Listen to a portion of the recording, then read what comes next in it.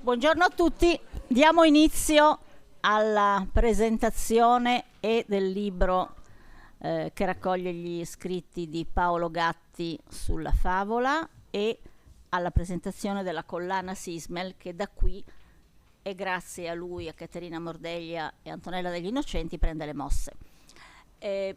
Prima di tutto diamo la parola e ringraziamo il professor Gozzi per un saluto a nome del Dipartimento.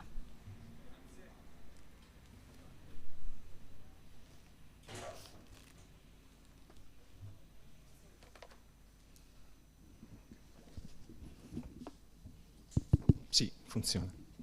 Niente, sono proprio 2 minuti di saluto. In questi giorni mi succede spesso, ci sono circa 4 convegni al giorno, perché si sono accumulati tutti i convegni dal periodo Covid in ottobre e novembre, però in questa occasione sono molto lieto. Ho già detto 2 parole ieri in occasione dell'apertura di queste 3 giornate sulla favola. Questa sera abbiamo un altro pomeriggio favoloso e sono molto lieto di fare un po' di festa al nostro Paolo Gatti, che con questa pubblicazione corona una lunga collaborazione col Dipartimento. Lui è stato anche direttore di Dipartimento, è stato senatore dell'Università di Trento, che è una persona eminente che ha costruito l'allora facoltà di lettere e adesso il Dipartimento, e ha contribuito in modo fondamentale alla vita e alla produzione scientifica di questo Dipartimento. Io lo ringrazio molto e sono felice che ci sia questo momento anche in presenza di colleghi per ricordare a pochi giorni dalla sua pensione la sua figura, la sua opera qui. Io spero che potremmo continuare le collaborazioni scientifiche. So che è ancora impegnatissimo su tanti fronti, come succede sempre ai professori che appena vanno in pensione, e quindi tanti auguri e buona presentazione del libro.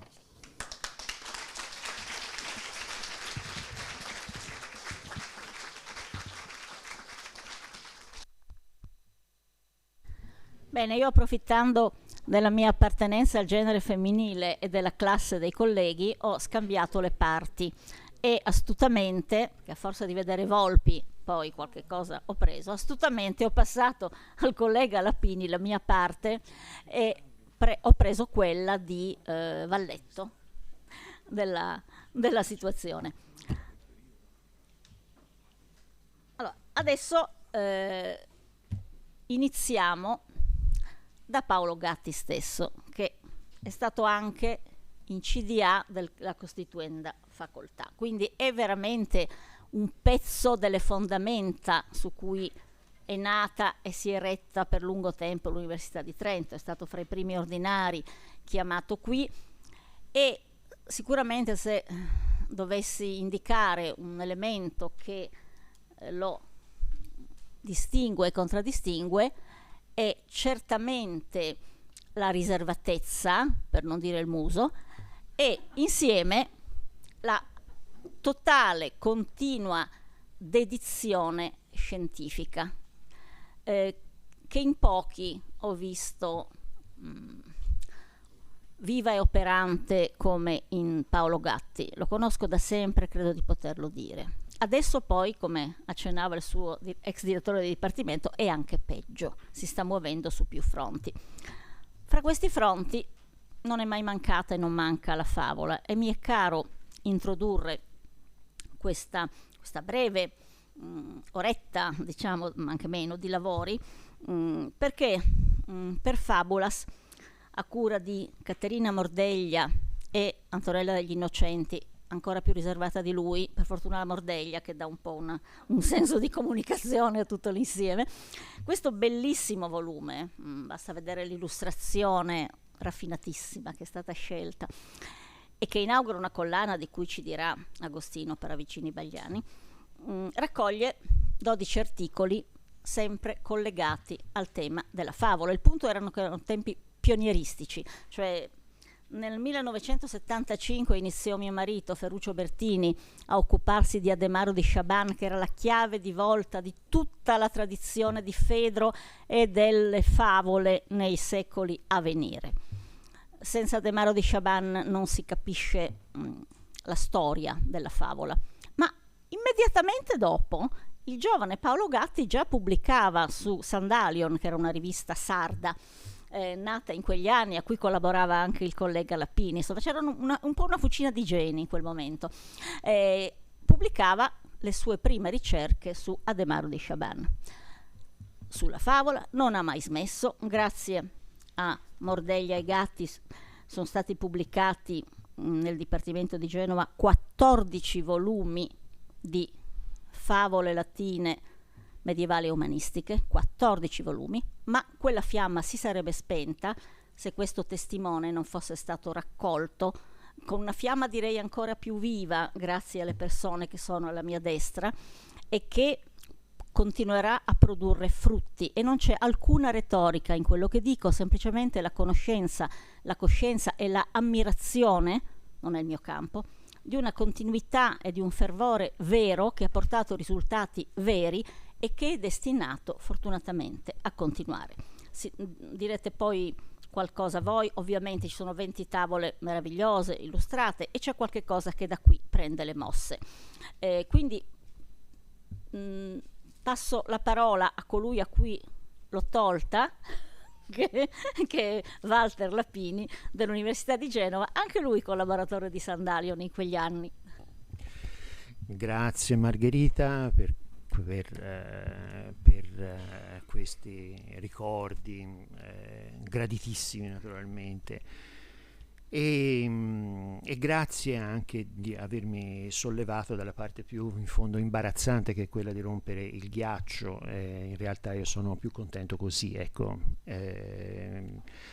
Dirò due parole su questo libro, cominciando con l'apprezzare la veste grafica, perché non so se lo avete visto su questo tavolo. Questo è un libretto, veramente un gioiello, cioè di libri come non se ne fanno più, cioè bello nel disegno grafico, elegante, con caratteri Garamond, credo, no? Garamond raffinatissimo, con margini adeguati, una carta che fa piacere sfogliare, tenere in mano, insomma un prodotto veramente molto bello, e io auguro naturalmente una fortuna infinita a questa serie che si apre con questo lavoro.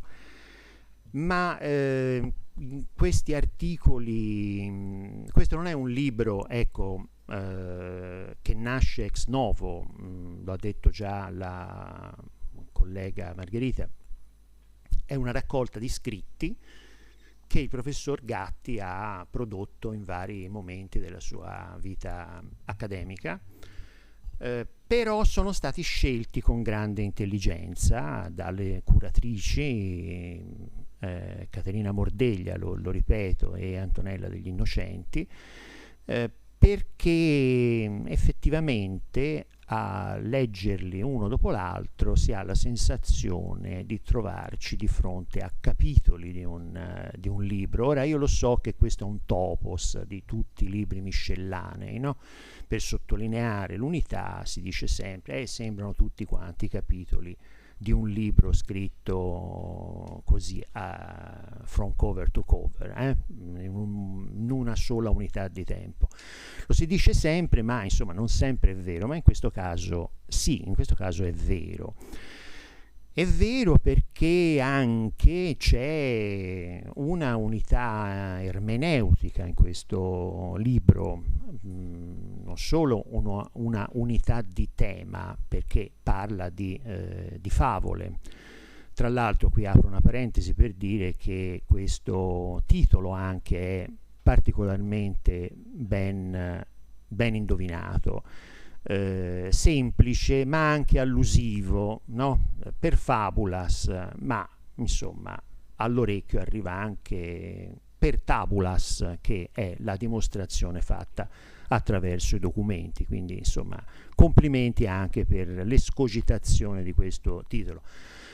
A chi appartiene l'onore? Mi dicevi, Caterina? Alla professoressa Rubini. Benissimo, benissimo. Allora, complimenti, non lo sapevo.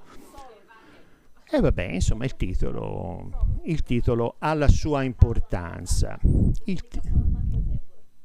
titolo ha la sua importanza.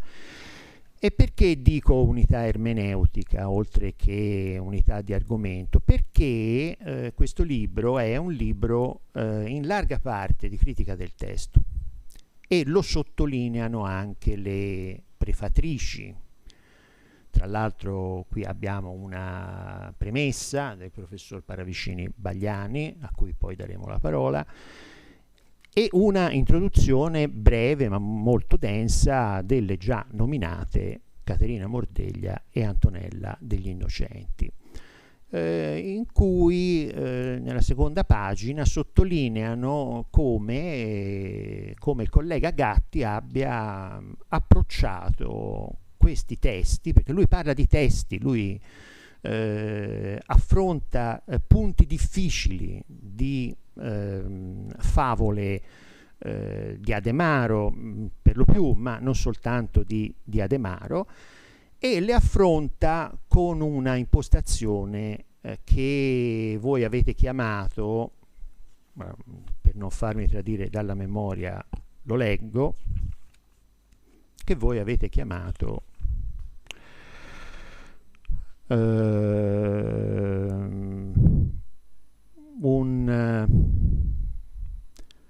ecco, non lo trovo più, un conservatorismo moderato che riflette la nostra tradizione nazionale in un certo senso, e che si oppone invece all'interventismo un po' aggressivo di altre scuole, anglosassone soprattutto. E questo discorso metodologico che voi fate all'inizio è effettivamente il punto di riferimento di questo libro, perché è vero, è proprio vero che in larga parte Paolo Gatti difende la lezione dei codici, o del codice se si tratta di un codex unicus, attraverso il confronto con la tradizione documentaria superstite. Vale a dire, spesso il critico interventista trova che il testo non torna, non dà senso, e allora un po' solipsisticamente, invece che andare a cercare confronti, si ritiene più sofos del testo stesso, come avrebbero detto i tragici, e corregge, specie se gli viene fuori una correzione brillante. E però ecco, questo è un metodo che spesso funziona, ma che spesso anche non serve, perché talvolta basta guardare un po' a destra, un po' a sinistra, e si trovano dei documenti che invece in qualche modo aiutano a spiegare il testo, ed è precisamente l'operazione che fa Paolo Gatti, quindi Ademaro, ma Fedro, ma altre tradizioni, altri corpora. Quindi si sobbarca a questa difficile opera di collazione e tante volte effettivamente ripristina la lezione tradita contro le congetture aggressive. Io devo dire che personalmente simpatizzo per la scuola anglosassone. Io non sono un conservatore in fatto di critica del testo, e non amo le assurdità risolte con altre assurdità. Quindi quando le terapie griglie non funzionano, forse è meglio usare il bisturi, ecco, quindi no, ma sono immagini, insomma, sono immagini che nella disputa, no, tra i cultori del culto delle corruttele e invece gli innovatori, insomma, sono abbastanza correnti. Però devo dire che i risultati che io vedo in questo libro sono sempre convincenti, ecco. Cioè è un modo di lavorare, quello di Gatti, non aggressivo, non impressionistico, che spiega le soluzioni che adotta e che riesce, insomma, secondo me, a ripristinare la verità del testo. Naturalmente le cose che ho detto valgono per quello che possono valere, dal momento che io non sono uno studioso di Medioevo latino, ma semmai di età classica greca, ecco. Però, insomma, la critica del testo è un'isobara che un po' ci collega tutti. Ora, in attesa di riprendere, magari, non so se si potrà, non so se sarà il caso, ma comunque magari in attesa di approfondire, io direi che potremmo passare la parola. Sì, certo, potrei passare il microfono a Margherita, che passerà la parola. Grazie Walter delle belle cose che hai detto. Non è indispensabile sempre, no, essere cultori della favola medievale e filologi mediolatini per apprezzare le cose che io sto apprezzando adesso, con Walter che ne ha sottolineato alcuni aspetti. E io ripeto e insisto, è la continuità. Ci sono 14 volumi di resuscitate favole mediolatine che sarebbero rimaste nell'ombra e sotto la polvere se non si fosse continuato pervicacemente, e qui ho chi lo ha fatto e lo fa, e i risultati che questo libro espone, anche soltanto il passaggio dal Perotti, cioè voglio dire, questo è tutto lavoro di Gatti, il passaggio di Fedro, di Ademaro attraverso la costruzione di uno stemma di Fedro che arriva a Perotti. Questo è un lavoraccio terribile che avrà ulteriori esiti e si potrà continuare in un ambito come quello della tradizione manoscritta della favola, che è da una parte complesso e richiede, sono 50 anni che queste persone che ho nominato stanno studiando quello di cui sto parlando, 50 anni. Però poi, insomma, il merito del fatto che tutto questo verrà portato avanti brillantemente e che quindi i 50 anni che intercorrono fra gli anni 70 e oggi diventeranno poi un secolo, scusate se parlo così, però questa è la verità. Il merito è di Agostino Paravicini Bagliani, che guida la Sismel e al quale con gioia do microfono e parola. Grazie. Non sono un filologo, ma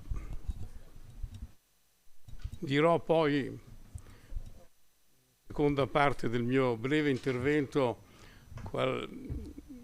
che cosa penso del libro di Paolo Gatti. Prima vorrei portare una testimonianza della Sismel, una testimonianza complessa. Dovrei al limite parlare a lungo sui rapporti i rapporti che in fondo fanno nascere questa collana, perché nasce prima di tutto nel decennale della scomparsa di Ferruccio Bertini ed è già un elemento simbolico importante.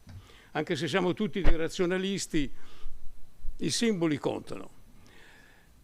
Il secondo punto, contatti tra la Sismel e Trento, in particolare con Caterina Mordeglia, questo in fondo è il terzo convegno al quarto convegno al quale partecipo tramite la Sismel. I 2 convegni sugli animali parlanti, un convegno sul veleno, non c'era nulla in cauda venenum nel convegno, però il convegno sul veleno, che era un convegno importante anche su un tema, e questo convegno che è nato anche in collaborazione con la Sismel. Dunque questa collana si iscrive in una lunga storia di rapporti con Trento. Aggiungo poi che persino nella collana Micrologus Labio, dove sono usciti 2 volumi su animali parlanti, è uscito anche un bel volume di Caterina su animali sui banchi di scuola. Quando Caterina mi ha prospettato per la prima volta, forse era la Sismel, però la vera conversazione che abbiamo avuto poi era del resto qui, credo nell'ufficio di Paolo Gatti, ma prima in sua assenza, perché dovevamo parlare anche del primo volume. Ho subito detto: questa è una bella idea, veramente una collana sulla favolistica è una buona idea, e mi sono subito permesso di dire: bisogna farla però aprendo il più possibile, dando un titolo in inglese. Infatti il titolo in inglese è il convegno di oggi, che sarà uno dei prossimi volumi della collana, riflette perfettamente le nostre conversazioni l'idea che, naturalmente, dico una cosa banale, come si può studiare la letteratura favolistica soltanto all'interno di una tradizione letteraria, e questo magnifico convegno lo dimostra, se fosse bisogno di dimostrazioni. E dunque la Sismel è veramente molto contenta, molto lieta di aver potuto usufruire della proposta di Paolo Gatti e di Caterina Mordeglia di creare appunto una collana che continui, in qualche modo anche si sostituisca a quella di Genova di qualche anno fa, e che continui anche in modo moderno, cioè aprendo in un senso molto ampio verso tutte le tradizioni letterarie, diciamo, possibili, tra virgolette.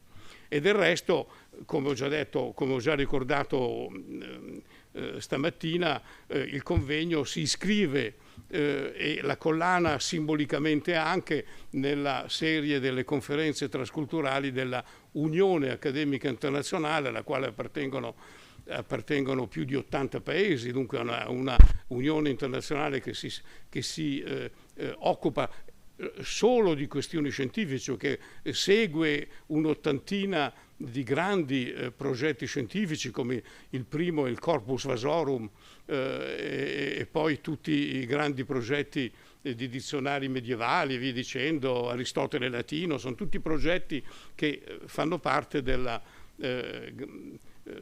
appunto, che sono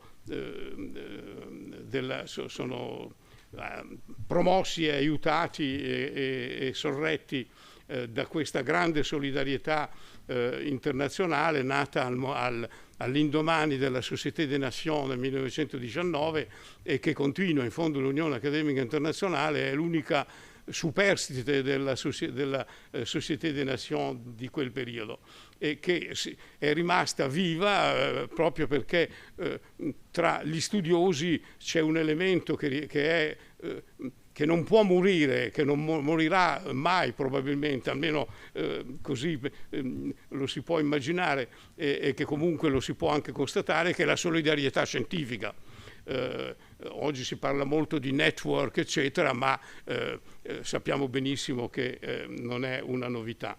Dunque un grande riconoscimento a chi ha promosso questa collana, che si iscrive in una prospettiva scientifica e editoriale di ampie, di grandi di grande interesse, di grandi aperture, e per questo la Sismel è molto contenta. Voglio dire, io qui rappresento la Sismel e sono sicuro di poter rappresentare il pensiero di molti soci della Sismel, di molti collaboratori della Sismel e via dicendo, e naturalmente anche delle edizioni del Galluzzo, che sono, come è stato ricordato, riesce a produrre ancora con difficoltà che non fanno che crescere, perché la carta in questi ultimi mesi, anche per i motivi che conoscete,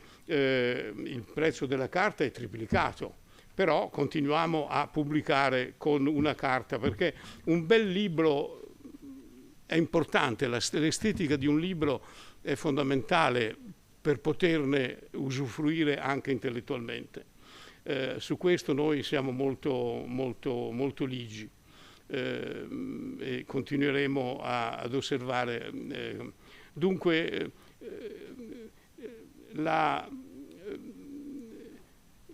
oltre al riconoscimento generale per la collana, alla quale naturalmente auguriamo un grande successo, e che soprattutto cercheremo di continuare ad aiutare e a sostenere, questo lo dico anche a nome di chi a Firenze poi si occuperà editorialmente del lavoro. Vorrei dire due parole sul primo libro. Come dicevo prima, non sono un filologo, sono un po' codicologo, perché la codicologia è uno dei miei amori, come dire, almeno quando ero scrittore alla Biblioteca Vaticana potevo, e ho anche insegnato codicologia, e in questo libro c'è la codicologia indirettamente e sotterraneamente, è molto importante in tutta la storia di questo codice fossiano e dei codici che non ci sono più o che si devono immaginare.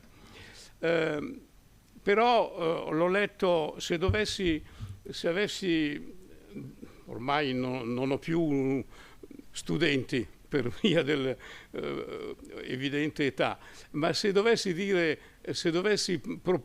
parlare ai miei studenti, direi questo, anche non filologi, non codicologi, non specialisti di letteratura, questo è un libro che deve essere letto da qualsiasi studente che si vuole occupare in qualche modo di Medioevo, per due motivi generali. Il primo motivo è la scrittura. Qui non c'è una virgola né da aggiungere né da togliere, non dico una parola, non dico una virgola. Questa è una scrittura che conferma come il lavoro intellettuale, quando arriva ad una scrittura di questo tipo, è come il lavoro di uno scultore, di un grande scultore. Cioè, uno scultore cosa fa? Prende un pezzo di marmo rozzo, come il materiale di cui ci occupiamo dobbiamo raccoglierli in modo rozzo, nel senso non ancora lavorati. E poi alla fine la scultura non c'è nulla da togliere né da aggiungere. Questa è veramente una scrittura, un modello di scrittura finissimo, preciso, chiaro, e talmente chiaro che pur essendo il tema relativamente arduo, come tutte le nostre ricerche di carattere erudito, qui è un libro che è quasi un romanzo giallo da un punto di vista della ricerca, proprio perché quando la scrittura è chiara e cisellata, voglio dire come una scultura, gli elementi del discorso, gli elementi importanti del discorso, ma emergono subito e lo si legge in un'ora. Cioè non è che si devono passare delle ore a leggerlo, lo si legge rapidamente perché è molto chiaro. Ma che cosa? Il secondo punto è quello che è già stato ricordato. Qui abbiamo uno studioso che ha passato una gran parte della sua vita, i primi lavori sono del 70, credo la pubblicazione più importante su Ademaro sia del 79, ma forse mi sbaglio, ma c'erano probabilmente dei lavori precedenti. Dunque partiamo dagli anni 70 e giungiamo agli anni 20 e durante tutti questi 40, 50 anni, poco importa adesso il numero esatto, ma un numero importante, questa ricerca viene mantenuta in piedi, anche perché altri studiosi, soprattutto uno studioso, Sandro Boldrini, se ne occupa, cioè interviene con altre ipotesi. Ma il punto di carattere generale che mi importa è di mettere in evidenza la finezza con cui nel corso di questi decenni e anche in riferimento a ipotesi che mettono in discussione alcune tesi, la finezza con cui il nostro studioso è andato avanti e con cui anche, come dire, discute con colui che non è d'accordo su alcuni punti. Questa finezza, questa signorilità intellettuale credo che non sia deve essere messa veramente in evidenza da un punto di vista, anche se dovessimo ripercorrere e ricostruire la personalità, e non abbiamo bisogno di farlo perché lo conosciamo, la personalità di Paolo Gatti. Questi due elementi, la scrittura esemplare e l'esemplarità del modo con cui la ricerca è portata avanti sia da solo sia quando deve entrare in contatto con qualcuno che non è d'accordo, mi sembra non c'è una parola di troppo nel dialogo con Boldrini. Il terzo elemento, dimenticavo il terzo, ma fa parte in fondo del secondo, è che l'intuizione degli anni 70 viene mantenuta negli anni 2020, ma non perché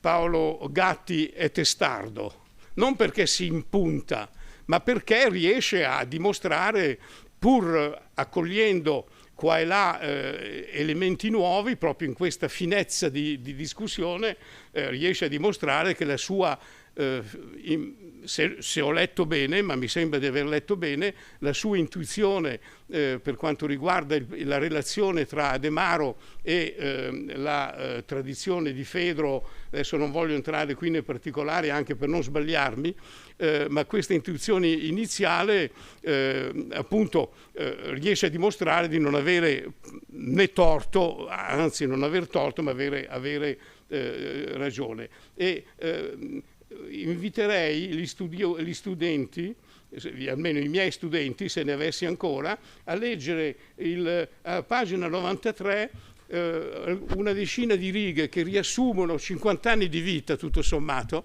e che costituiscono una sorta di esplosione metodologica e naturalmente soprattutto di, come dire, questo romanzo giallo si conclude a pagina 93, così mi sembra di aver capito, dove tutto si mette a posto in un intricato gioco diciamo tra l'archetipo e le varie tradizioni della tradizione di Fedro, e lo fa in 10 righe. Questo è Paolo Gatti, non ha bisogno di 100 pagine, 10 righe e lì tutto è chiaro, e per questo mi voglio complimentare. Grazie.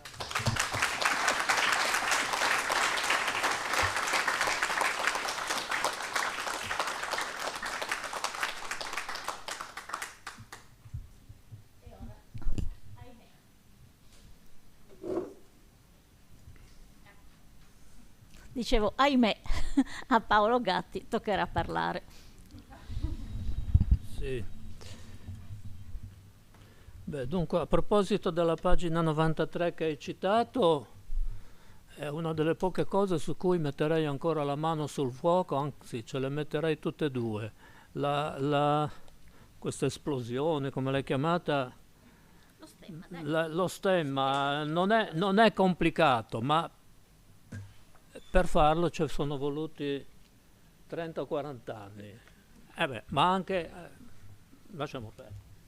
Tanto devo ringraziare soprattutto coloro che hanno partecipato a questa impresa: Caterina Mordeglia, Antonella Degl'Innocenti, Michele De Lazer, che ha fatto la bibliografia e altre cose.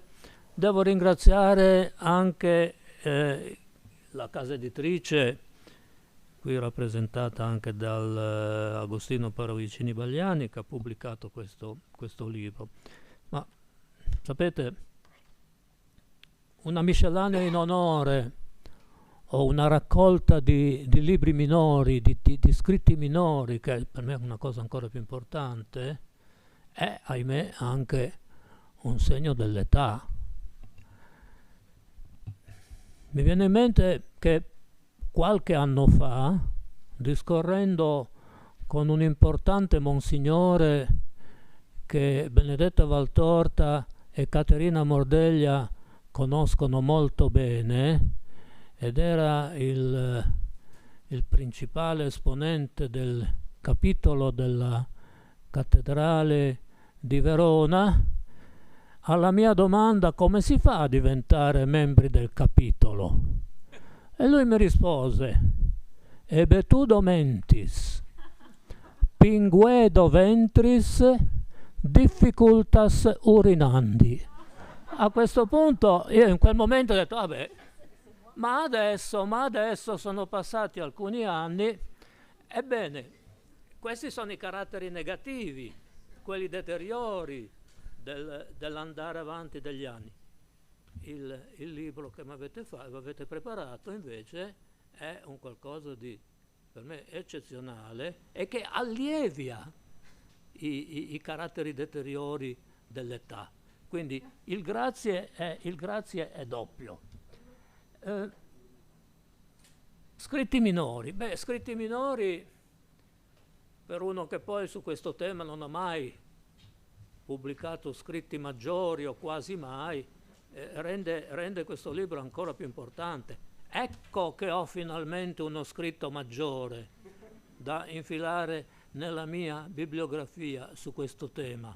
Grazie mille. Ricordo la favola, l'interesse per la favola, Fedro.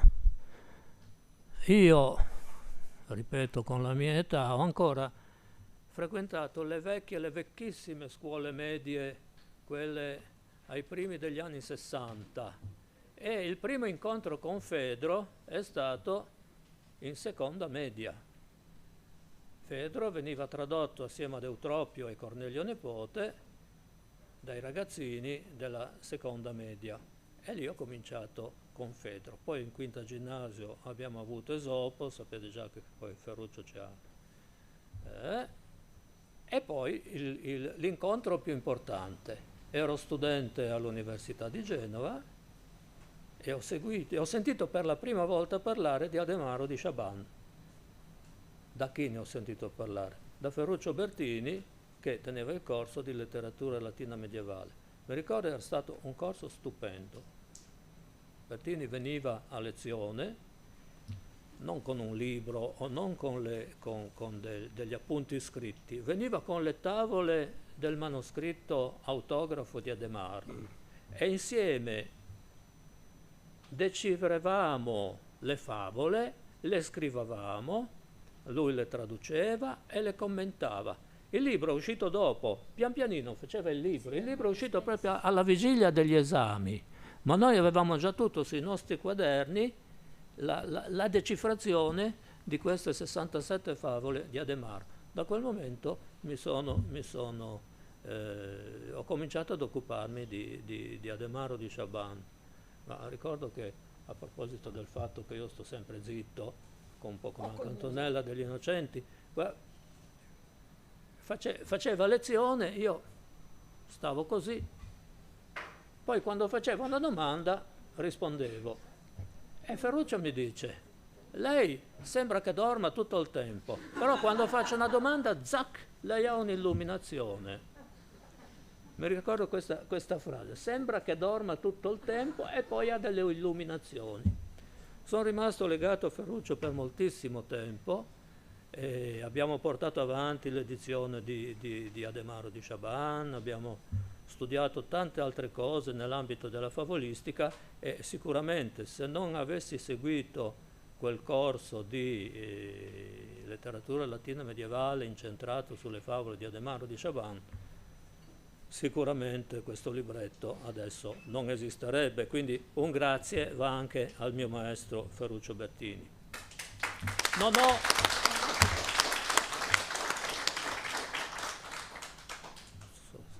Sarò anche breve. Non ho ancora finito. Proprio ieri mi è arrivato il PDF di un articolino che ho scritto sulla favolistica su Ademaro di Chabannes, che naturalmente non è uscito in tempo, in cui rettifico alcune cose, ma non lo stemma di pagina 93. Quello è intoccabile. Alcune cose le cambio, ma a noi giovani piace cambiare. Grazie.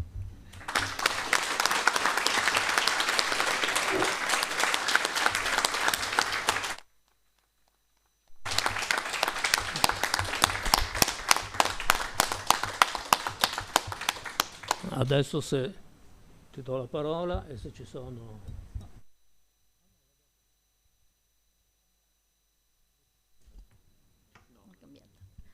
Bene, forse può annunciare i prossimi volumi della collana. O Antonella. O Antonella o Caterina. Antonella Dire cosa sta per uscire. Io ho visto delle cose bellissime, promesse. Qua ci sono delle promesse molto allettanti. Ci sono già 3 titoli previsti. Forza. Io commento a latere comunque che non essendoci stato nessun cambiamento nel carattere, nella riservatezza, nella tendenza al silenzio in Paolo Gatti in tutti questi anni, praticamente è identico a quando l'ho conosciuto, quindi è sempre giovane, non è cambiato di una virgola. Questo è una bellissima...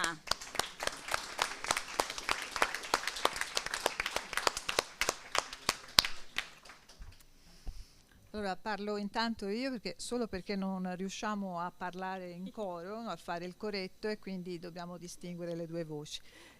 Intanto volevo ringraziare tutti i presenti, gli studenti, gli amici, perché sono numerosi qua che sono intervenuti. La curatela di questo libro, ecco, vi spiego un po' com'è nata. Quando ci è venuta in mente l'idea qui della vulcanica Caterina, abbiamo un po' discusso fra di noi perché avevamo paura di fare qualcosa che poi non avrebbe, che Gatti non avrebbe preso bene, non si sarebbe un po' imbarazzato, me lo avremmo messo in difficoltà. Quindi c'è stato un po' di riflessione su facevamo bene, facevamo male, alla fine abbiamo deciso di fare questa cosa. E vedendo quello che è venuto fuori mi sembra che abbiamo fatto bene, ecco, mi sembra anche che Gatti abbia parlato ora, quindi vuol dire non è troppo arrabbiato, non ce l'ha fatto vedere abbastanza. E detto questo, io vorrei, essendo la seconda curatrice, perché bisogna anche dire che chi ha lavorato veramente è Caterina, però vorrei insieme a lei anche ringraziare davvero Michele De Lazer, che è qui seduto nelle ultime file e che ha dato un contributo fondamentale, che è un allievo di Gatti, un allievo bravo, come Gatti appunto sa formare i suoi allievi. Perché oltre all'attività di ricerca, ecco, vorrei dire che Paolo ha qui insegnato tanto, ha insegnato molto anche a me, che sono un pochino più giovane, che sono un pochino forse anche più zitta di lui, ecco, la zittona, anche come accennava la Margherita, però ecco, è stato sempre per me un punto di riferimento, una persona con cui ho lavorato benissimo in tutti questi anni, quindi anche di questo lo ringrazio. Chiudo il discorso e passo a Caterina.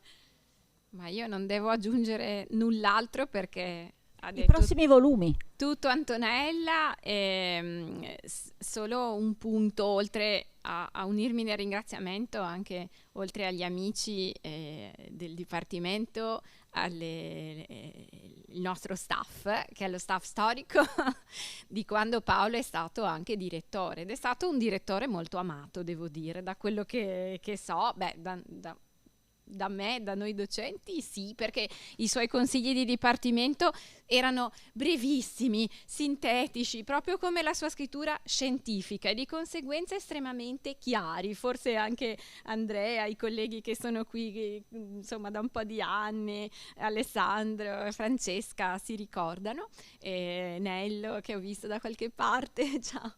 E quindi questo, ecco, e poi giustamente Antonella ha ricordato Michele, e insieme a Valentina Piro sono tra, diciamo, i membri della redazione di questa collana, e questo è importante perché rappresenta quella continuità di cui parlava prima Margherita Rubino, che è una continuità scientifica e una continuità anche umana, quindi diciamo anche l'obiettivo dei nostri lavori dovrebbe essere sempre quello di tenere viva, diciamo, una scuola e dare la possibilità ai giovani, insomma, di continuare una tradizione di studi con la forza intellettuale nuova e anche un po' ogni tanto la forza lavoro, per cui li ringraziamo Michele per questo volume e Valentina per i lavori futuri che ci saranno, per cui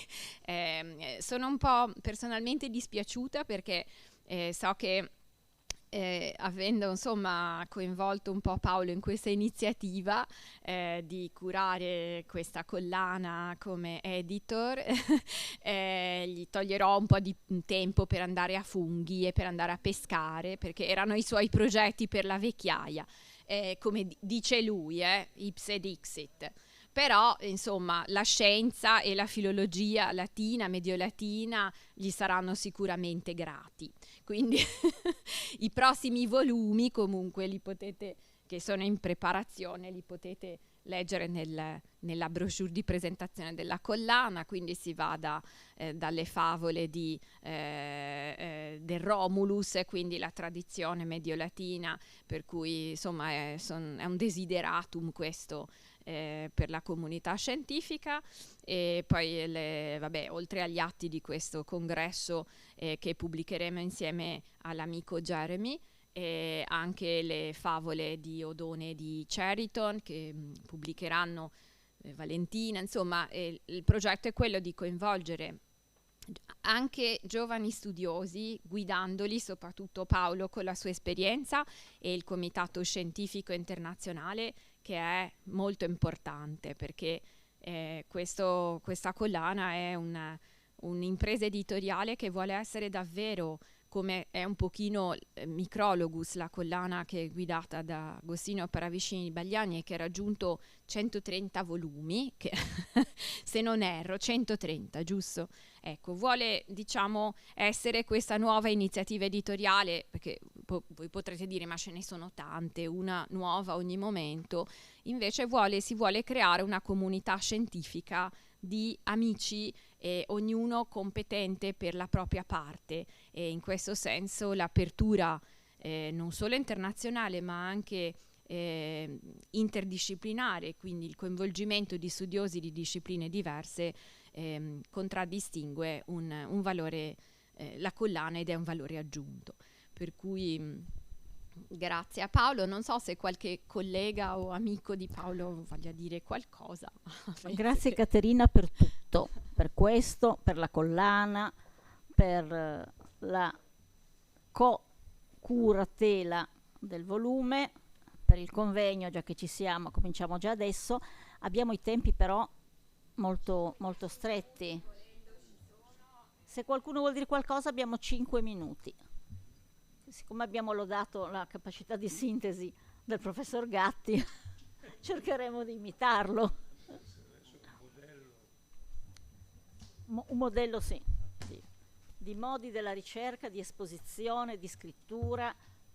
Potresti sorridere. Ti abbiamo detto delle cose bellissime. Lo sta facendo. Ah, ero io che dovevo sorridere. Credevo che lo dicessi a lei. Io rido di continuo, lei ride di continuo. No, qua. Io sono sabonda.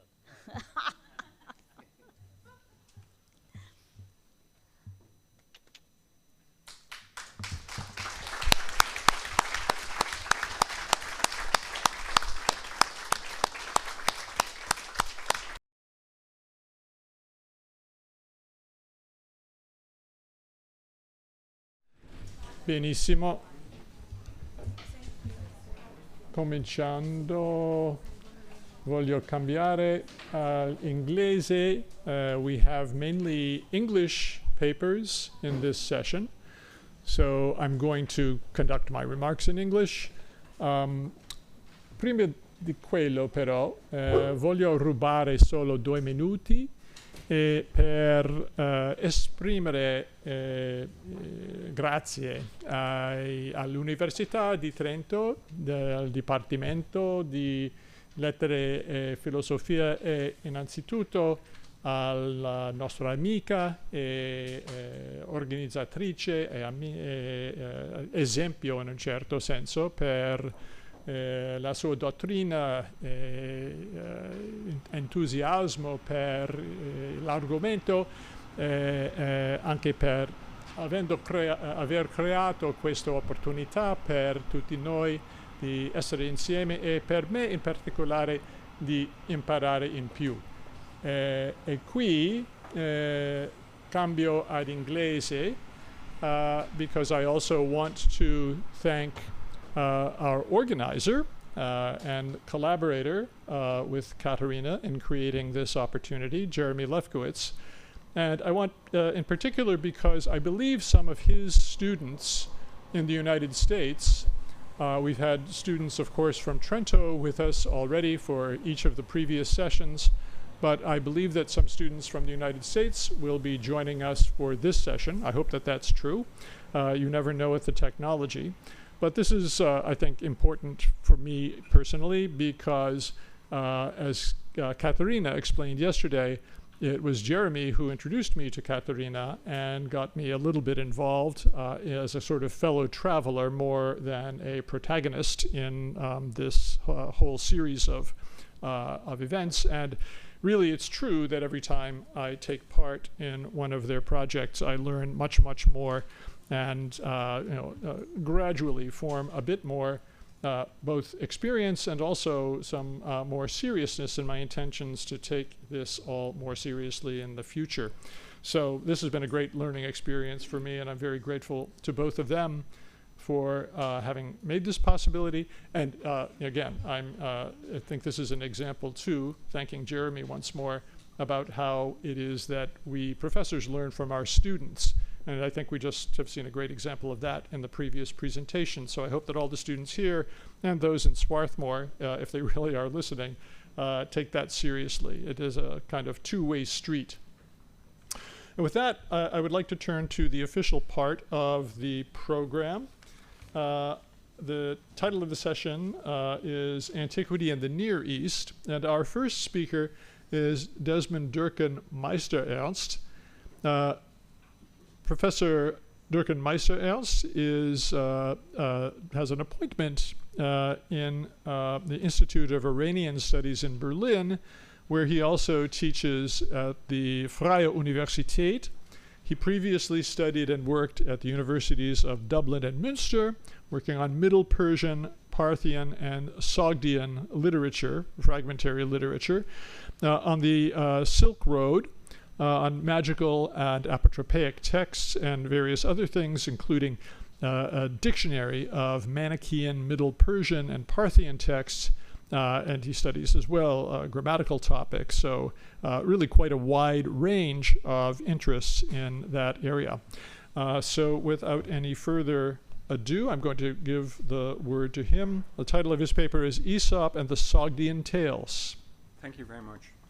I first want to thank Katerina Mordeglia and Jeremy Lefkowitz for organizing this conference, for deciding to have this conference, and to Katerina and Ivana and all the other people at this university who made it so possible. So I'm very pleased to do that. I've changed the topic. I've only slightly changed the topic.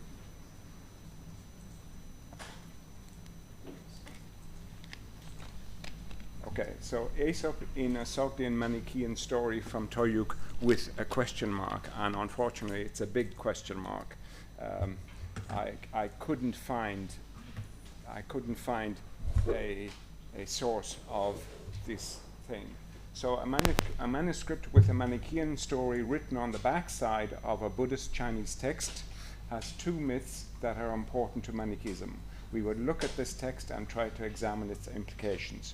Now, the text that is going around hasn't got the maps and hasn't got the illustrations of it. So I will leave this on the computer for anyone to come and take it if you want it.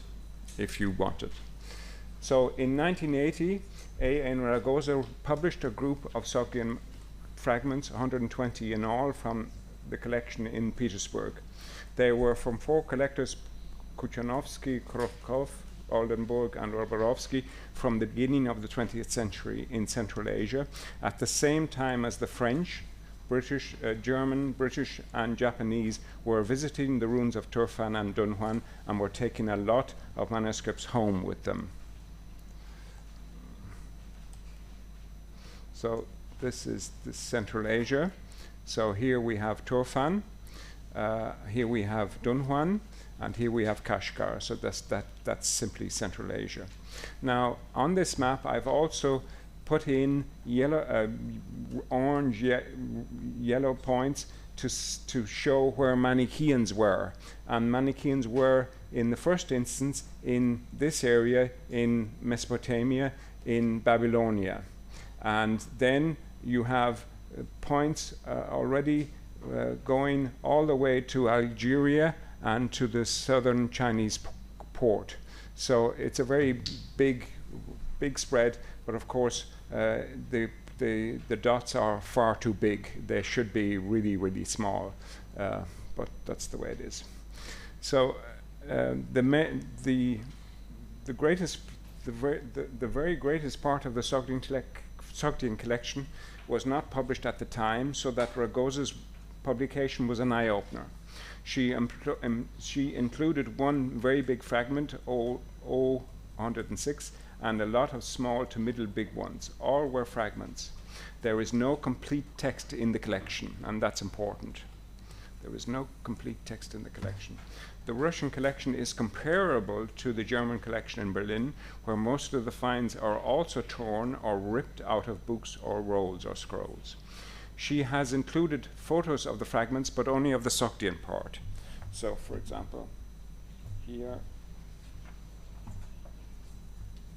this is the start of the text on the left side. This text actually comes after it. So this is only. So I'll put that around, please. Yeah, thank you very much. So she included photos of the fragments, but only of the Sogdian part. The Chinese part has not been published. This is very significant. The pages of thick brown or yellow paper were first used for writing Chinese text of Buddhist content. Then, after a while, they were discarded, probably sold by Buddhist monasteries, and were used on the verso side to write Sogdian. The Sogdian texts were either also Buddhist in content or Manichaean. Our text is, of course, Manichaean. Now here is a map of Turfan. You can see Turfan, Türkenstadt, Chinesenstadt, but here we have Idikotshari, which is the Turfan rune area, and here also you see Toyuk. So Toyuk and Turfan.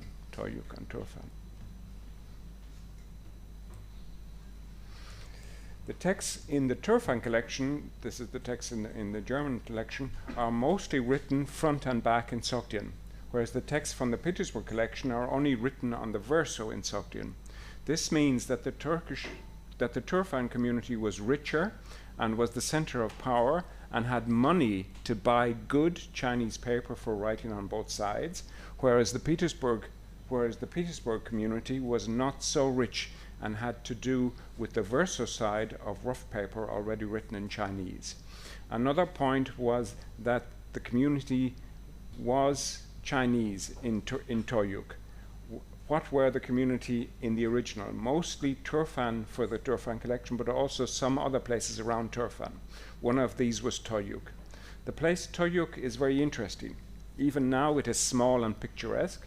it has been chosen to be a museum in modern times. At least this was the case 10 years ago. It was chosen to be a museum, so the people living in a museum. Whereas Turfan has been modernized and has grown a lot, but it is a smallish place where Uyghurs and Chinese live side by side. This is also out of date. It may have changed. However, there are remains of older things in Toyuk, an interesting central mosque and an even more interesting mosque on the side of the valley. Many things are not there anymore. So I'll just go and show you the mosques. So this is the central mosque. Now, of course, the Islam did not come to Toyuk until the 14th century. So this is a post-14th century thing. But here, outside the city, is a mosque on the side of a hill. And this is an interesting one because it may be the fact that under this was a Christian site. Maybe that this was under the mosque. But of course, this is not Manichaean, it's simply Christian. And then we have also quite a number of caves in Toyuk, in a place before Toyuk. So the city is down here and the caves are up here. But the caves are up high. And the problem with that is the lower caves were washed away. And these were possibly Manichaean. So this was because of flooding. Manichaean texts have been found in Toyuk, but not in situ, because the Manichaean buildings have been washed away. The lower level of buildings have been affected greatly by flooding. Only the buildings on the left, on the next level, so on the next level, these survived, but down here, these didn't. There is a surprising amount of Manichaean texts found there, including the parable bowl on the back of a Chinese roll. We will come back to this. This was found by the Germans and came to be in the Turfan collection, the German Turfan collection. But also a part of the Manichaean texts were discovered by Russians and therefore came to be in the Petersburg collection. So in fact, the finds from Toyuk are partly in Berlin and partly in Petersburg.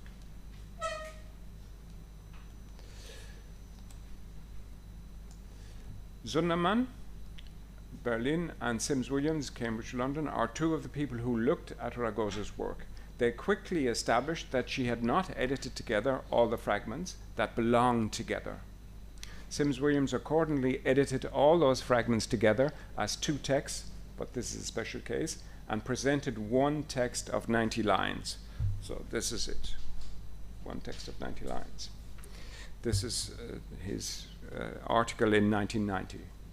Yoshida was in St. Petersburg, and the point is Yoshida was in St. Petersburg, but Sims Williams wasn't. Yoshida was in St. Petersburg and made some notes on the text in his article of 2001, paying particular attention to the Chinese side, and therefore introducing some corrections to Sims Williams's article. He was certain that there was one text and not two. I looked at the text in 2019. I had the advantage of the help of the eminent Turkologist Peter Zimmer, who was there as well, who pointed out to me that there is a difference between texts in books, like in Turfan, and texts of the versus side, like in Toyuk and other places. The text is a scroll. Now, I checked Sims Williams's article, and of course, I wouldn't expect to find anything wrong, and I didn't find anything wrong. So Sims Williams's article is extremely good. The text was edited by Sims Williams under the name of Mani at the court of the Shahanshah, so of the King of Kings. It was an important time, and indeed the most important time for Manichaeism. It is situated in the last period of the reign of Shapur, 240 co-ruler, and sole ruler 242 to 270. This was a king who had covered the public time of Mani in a very prominent way. So Mani survived him by possibly 4, possibly 6 years, but only a couple of years. So 240 was the date of Shabur's crowning and of Mani's coming out as a missionary. Sometime later, Shabur is reported as giving Mani permission to preach his religion in the Iranian realm, and this, of course, is very important. So this is in Parthian. I will skip over that. I'll just read the translation. And from Shabur, the king of kings, ... about his protection, about the protection of Mani, and also from Lord Phaedrus and the head of the scribes, Ormezd. So his protection, and he has a letter which is datable from Phaedrus and the head of the scribes, Ormezd. And when they read it before him, before Mani, he became very happy. And he blessed King Shabur. And he says to the children, to the boys, to the entourage, more so than many rulers, King Shaburagan is very tyrannous and cruel. And in all countries they call him an evildoer and a transgressor. But I want to say to you in truth, if he endures in this thought and holds the sweetness towards me and does not order something bad on my children and holds something, I want to say to you, his soul will finally find life. It will find life. I'll break off there. And this means that the text supported the idea that Shabur was playing with the idea of becoming a Manichaean hearer, as the text suggests. Whether this was true or not, it had consequences for Mani. Mani was part of Shabur's retinue, sustrateusai, according to the Greek texts by Alexander Leucopolitan, circa 300. And this meant that Mani traveled around the realm with the king.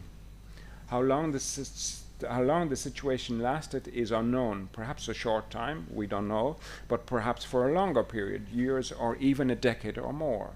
One consequence was the Shaburagan, a text Mani wrote specifically for Shabur, because it's in the name, Shabur Agan. It's the text for Shabur, and which has survived in part in Turfan. Another consequence was that Mani was always inside the Persian realm, never outside it, and Mani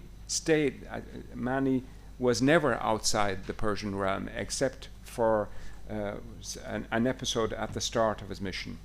But at the end of his mission, he did not go outside of Iran.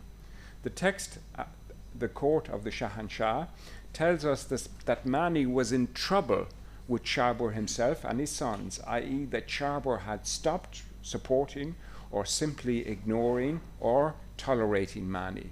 This is the time that Mani decided to give up his restriction of his missionary activities to the realm of Persia and go outside the Persian realm.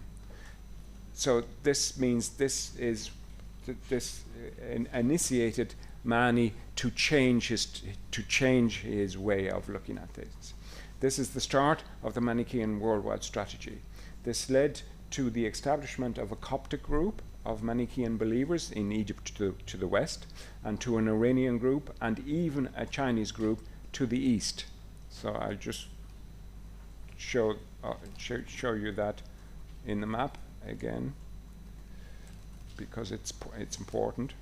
So if there was even Dunhuan and so on in Xi'an, and even a Chinese group on the South Chinese coast, and they were living possibly until the 18th century. So these were the latest Manichaean source we have. Then there were in Egypt. There were a bundle of 7 manuscripts found and they date from about the 4th or the 5th century. Nowadays there are no Manichaeans except for neo-Manichaeans, but not real Manichaeans.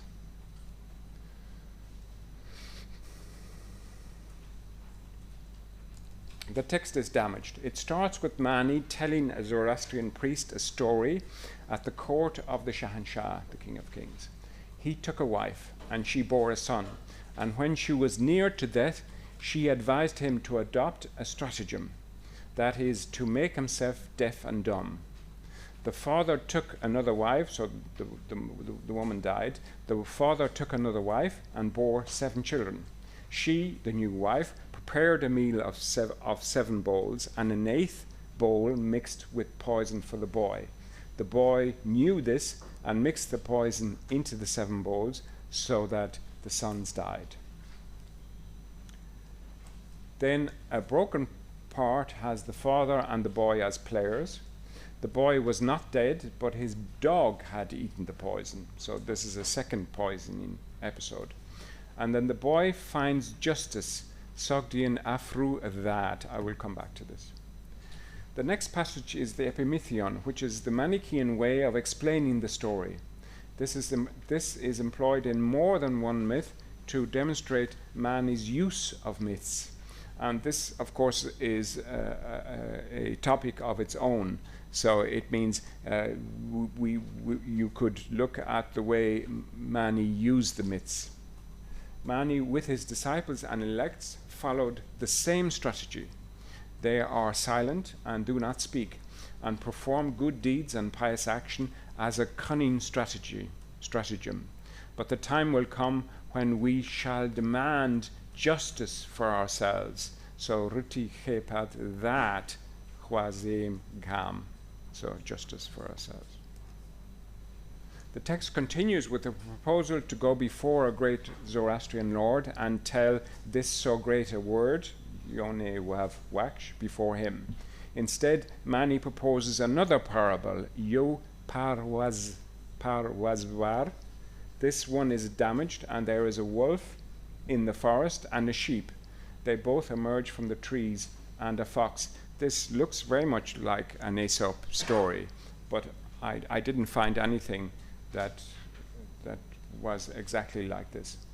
And then it's damaged, Lord Bat, and a proposal to go before the Shahanshah. Mani said, "Blessed and praised be the Shahanshah together with his whole kingdom." And the text breaks off. It is not clear who the Shahanshah is, the King of Kings. Perhaps it is Sharbur, because this is before the death of Sharbur, so it would possibly be 296 or 86, and Sharbur died in 270. But of course it could be one of his sons. So it could also be one of his sons who ruled after him. It might seem strange that a stratagem of silence was at the heart of the Manichaean mission. This is explicable in 2 ways. One, Mani's, more than 2 ways, but 2 ways I think are important. One, Mani's religion was not a universal religion. Mani didn't want or expect to convert all of the people. He wanted only those who could understand his religion, who could read and were better educated and had the time, and that's important, and had the time to devote to his religion. And 2, the reference to demand justice for ourselves. Literally, we demand the law, so riti that kam is a reference to the end of the world. It's not a reference to all gone time, it's the end of the world. This means that Mani expected the world to end soon, and the Manichaeans to be the only people who would be taken upwards to paradise. The fact that 500 years later the Manichaeans were in start of an empire, the Uyghur Khaganate, was not something that Mani himself would have dreamed up at all. He wouldn't have imagined anything like that.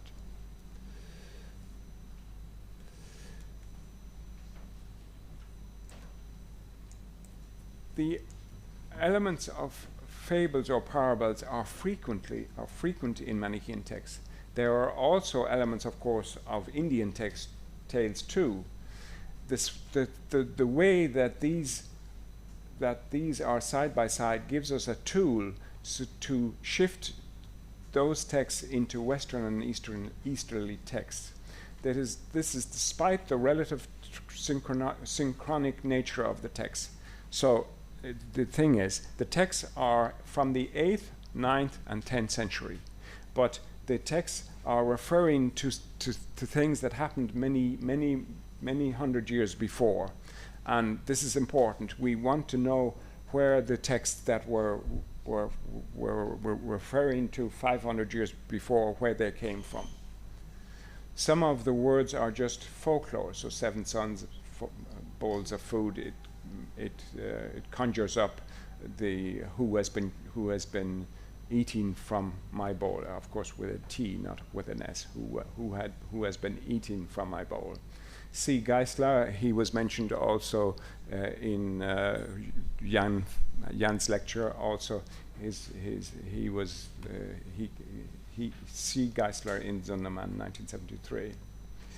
There was a piece of Aesop found by Merkelbach in 1988 in a Parthian text. In the Parthian text, the text reads, "And the apostle told Turan Shah a tale. There was a man, and he had 7 sons. When the time for dying came, he called his sons, and bound. He spoke, 'Don't open it, and altogether break it.' Nobody was able to. And then he opened a small part." This is the tale of the peasants and his sons, Aesop 42. The peasant puts rods together and asks his son to break them. They can't. The peasant divided the rods into a small package. A son can break this. So when they stay together, they will be strong. When each one on his own is weak. This is part of a Parthian text that contains small and also larger accounts mixed. It may have also contained a Parthian version of our text. So it means this text was translated from Parthian into Sogdian, and therefore the Parthian text would have been a similar text to this text that Merkelbach found to be one of Aesop's tales. So it may have also contained a Parthian version of our text, the court of the Shahanshah, of which only the Sogdian translation has survived. There is no Parthian text. There may have been, but we don't know. Some of the unpublished Coptic texts from the 5th century in Egypt may be related to this text. We will see when they are published.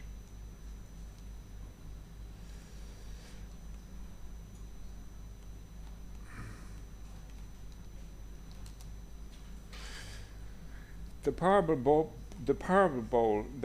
roll. This is a text of more than 200 lines. It was published by Werner Zundermann in 1985 in German and republished in English by Adam Bencato in 2017. Zundermann's edition also has an appendix by Friedmar Geisler. In Bencato's edition, there are sections on the parables. The net result of the structure of the study is that there are many Indian elements in the tale. So there is no correspondence between the court of the Shahanshah by Mani and the Azand Name, as it's called in Bencato's edition, even though both are from Toyuk. This depends clearly on the tales in the court of the Shahanshah and showing that these are Aesop rather than Indian. Can this be proved? Unfortunately, no. I have found no direct correspondence with the fables of Aesop, neither the stratagem of the boy playing deaf and dumb, neither the bowls of porridge, nor the poison in the 8th bowl, neither the parable of the wolf and the sheep in the forest. I'm sorry. I would be very grateful to you if you would have any suggestions. There is another aspect to the story. Mani himself was a motherless child We don't know much about this. We only know that Mani's father took him to an Alcasite sect at the age of 4. This is where Mani lived from the age of 4 to 24, where he developed his own religion and then left the sect. Apparently no women were allowed in the sect. This was probably after the death of Mani's mother. This could be a link to the mother of the story, because in the story she gave the boy a strategy after her death. So it means he was able to communicate with her after his birth. So she must have lived till at least he was 3. However, in 731 in China, a document was submitted at court by Manichaeans, hoping for toleration, and this document gave some details about Mani's birth. The text says that having entered existence from his mother's chest, he surpassed his age and excelled everyone. The birth was, of course, by caesarean section, which means, of course, that the mother dies in childbirth. This story is obviously modeled on the birth of the Buddha. In the Buddhist context of China or Central Asia, the story has enormous relevance because this was the context of the story.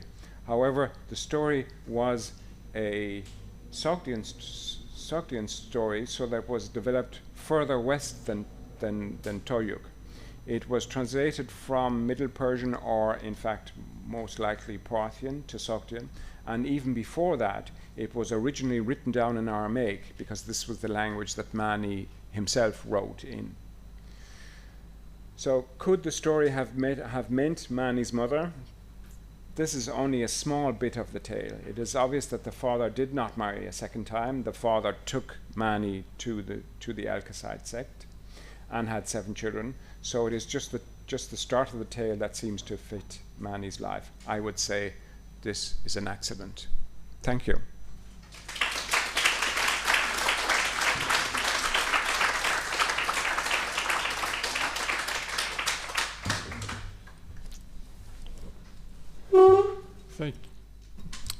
Thank you very much.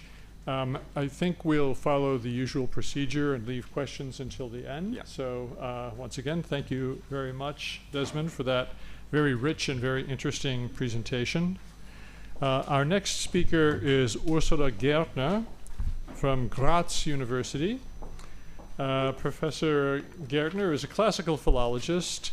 She studied in Heidelberg, Freiburg, and Basel, and has worked at the universities of Leipzig, Mainz, and Potsdam, and, as I said, currently in Graz. She has worked on epic poetry, including books on Valerius Flaccus, Flavian-era Latin epic poet, Quintus of Smyrna, Greek epic poet of the imperial period, and interestingly, her work both works against the usual grain of literary history and classical studies by looking for Virgilian influence on a Greek author who came after him. And she also is the editor and translator of the first edition of Quintus's Post-Homerica into German, and other authors, including, of course, Phaedrus. And her, I would say, main research project now is a commentary on all of Phaedrus's fables.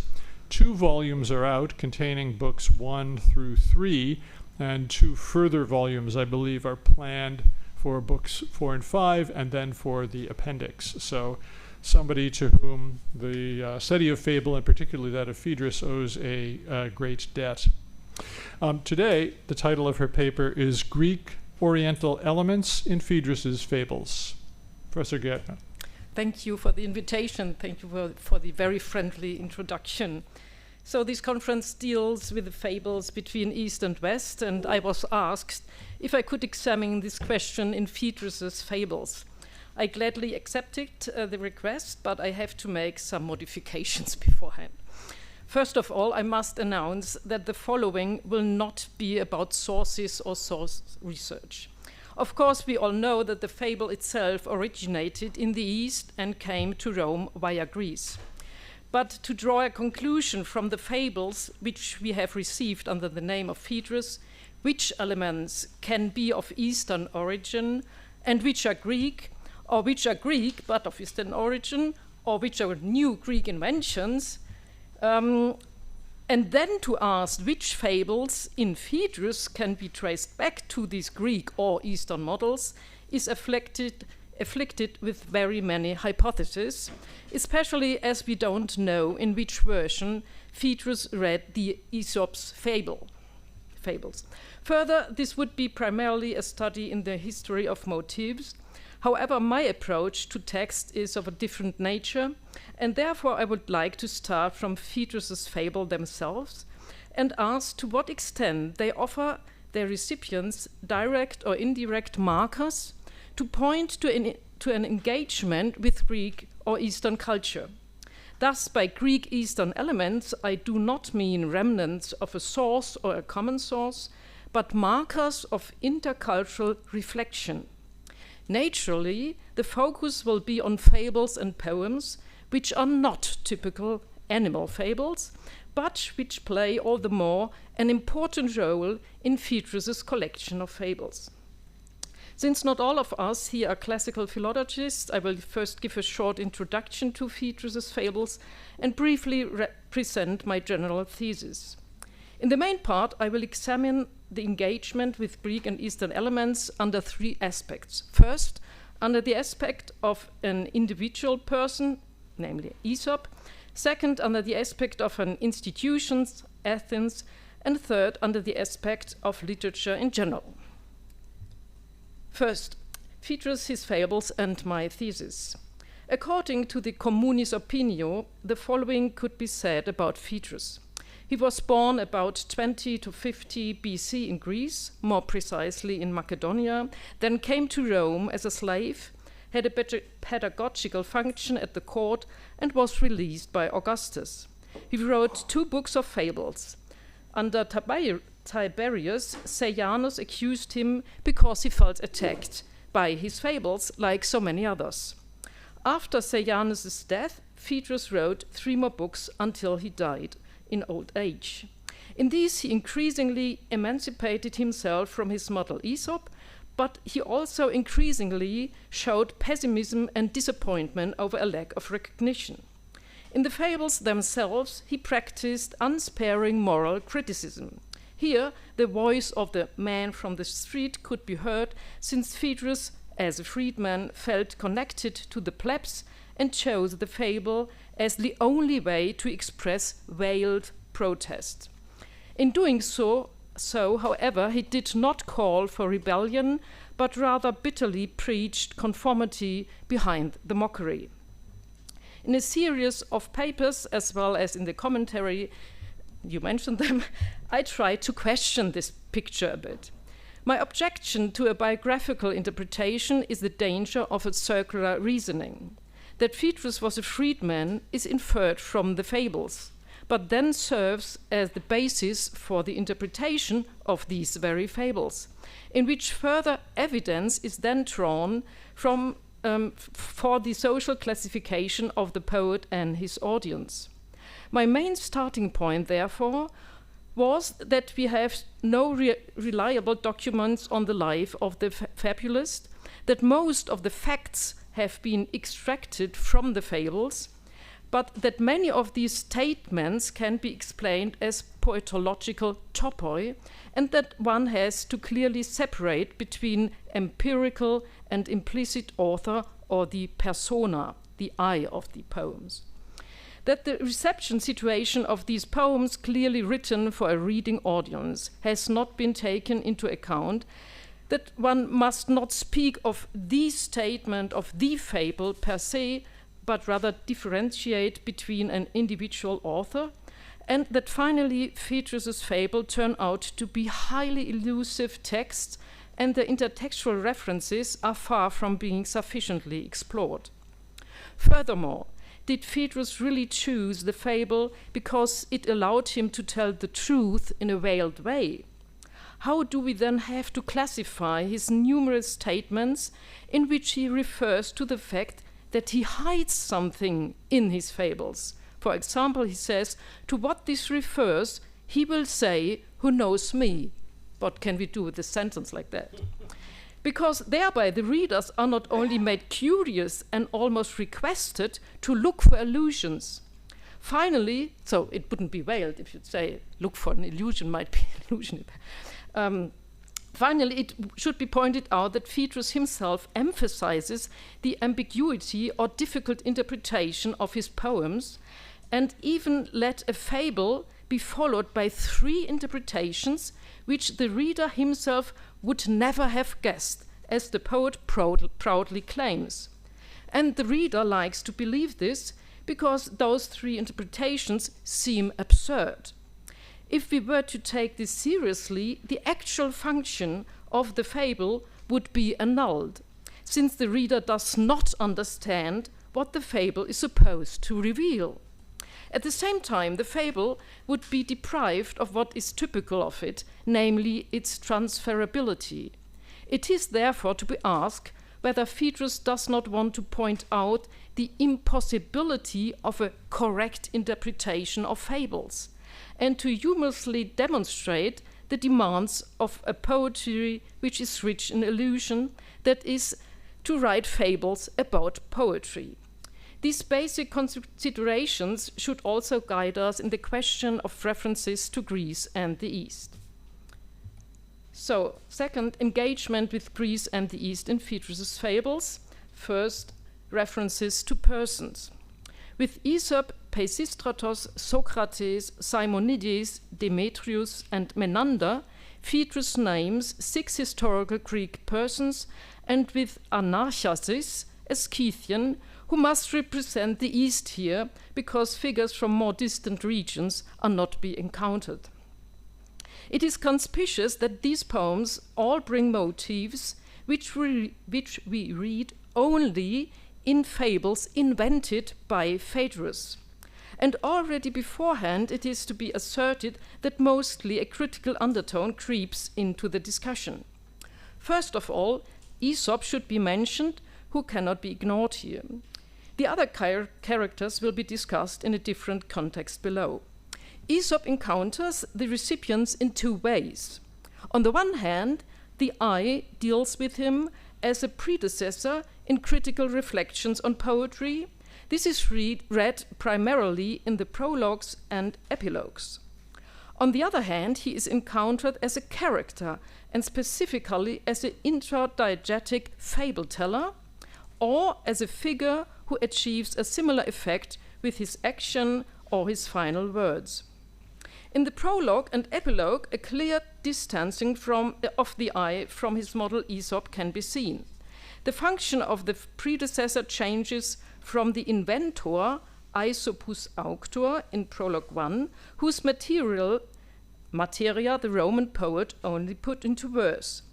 And it's important to stress that, of course, auctor in Latin lets it open whether he is the inventor of fables or just one who promoted this, what wrote it. So the question of the sources of Eastern material is let open here, and I think this is what Phaedrus wanted. So we don't know what he means. So in prologue 2, he speaks of Aesopi genus. So he speaks about the genre, and the model, the Roman poet, supplements with its own fables. And finally, he comes to imitatio et emulatio in the epilogue of book 2, and talks about Aesopi ingenio, with which the Roman poet could compete. In prologue 3, he seems to have freed himself. Only late, in line 29, does he refer merely to the style, Aesopi stilo, in which he fashioned his book. This is usually taken as an expression of the elation of his self-esteem. In prologue 4, his further development is now so far advanced that he calls the fables only Aesopian and not Aesop's. Finally, in prologue 5, he claims to insert the name Aesop only for the sake of better marketing. This is usually interpreted as an increasing emancipation of Phaedrus from his model Aesop. I would differentiate here. In the whole composition of the 5 books, a poet persona is created who distances himself from his model Aesop. That means this development is not to be interpreted biographically, but is part of an overall concept. But the fact that the name is in the last prologue again at the very beginning has even more far-reaching consequences, because the first word on a book was usually used as an inscription of the scroll. So if Aesop is the first word of the book, you would write Aesop outside. So to this day, many of the collection of fables are called Aesop's fables, but they are by very different authors.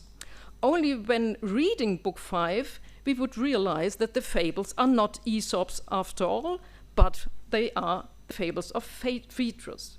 Furthermore, we learn in the poem itself that the name is not necessarily a guarantee for the author of the poem.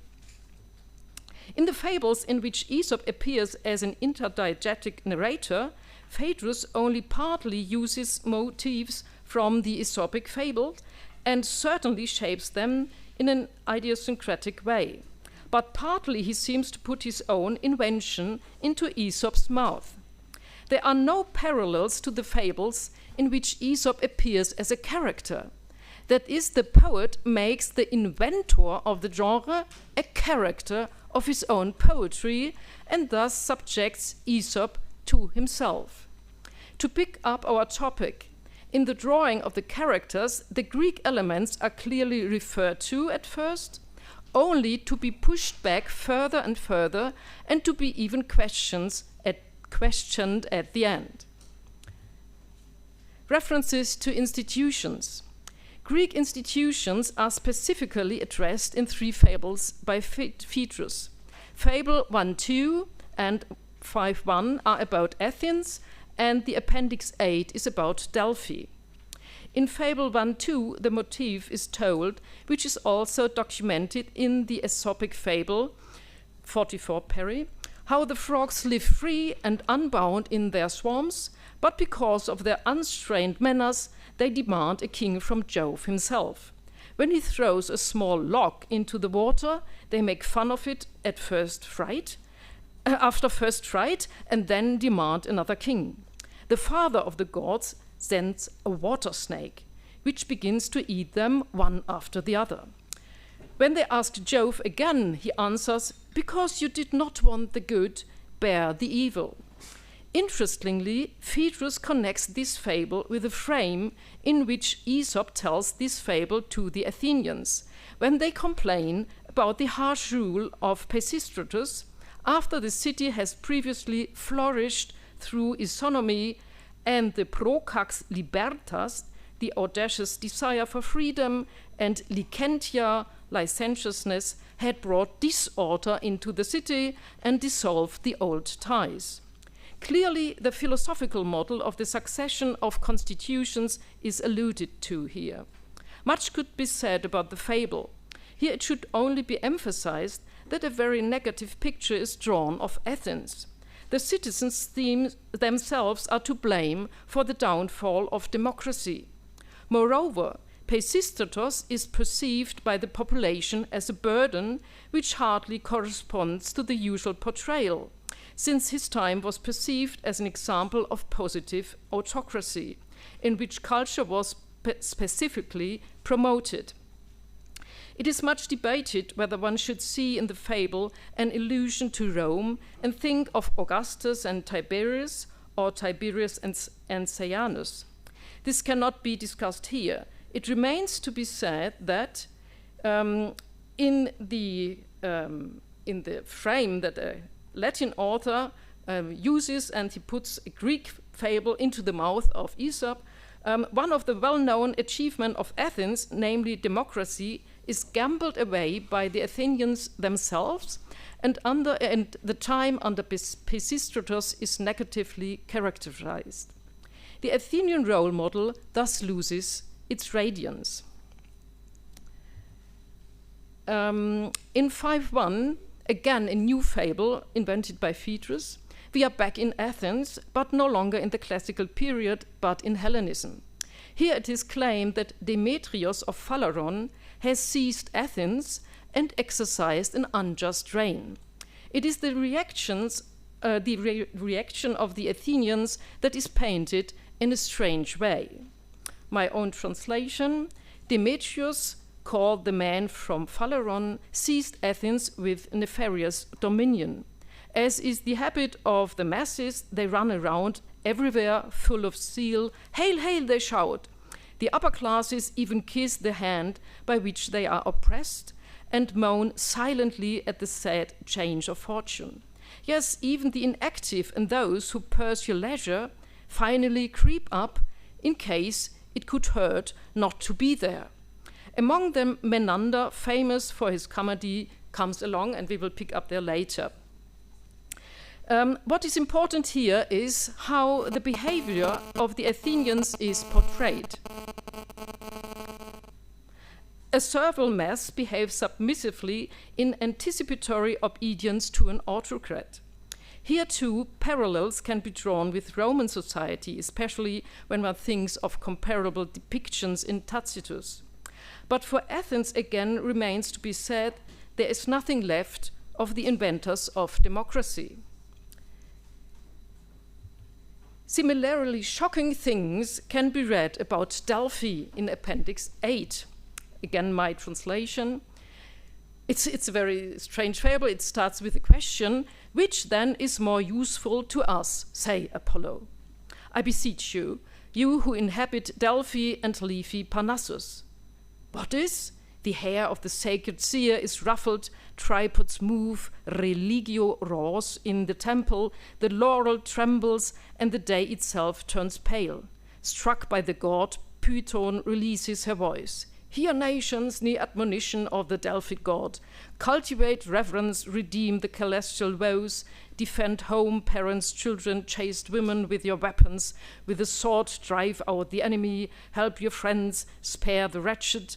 Bestow favor to the good, oppose the schemers, avenge outrages, punish wicked ones, let those atone who by vile adultery profane the marriage bed.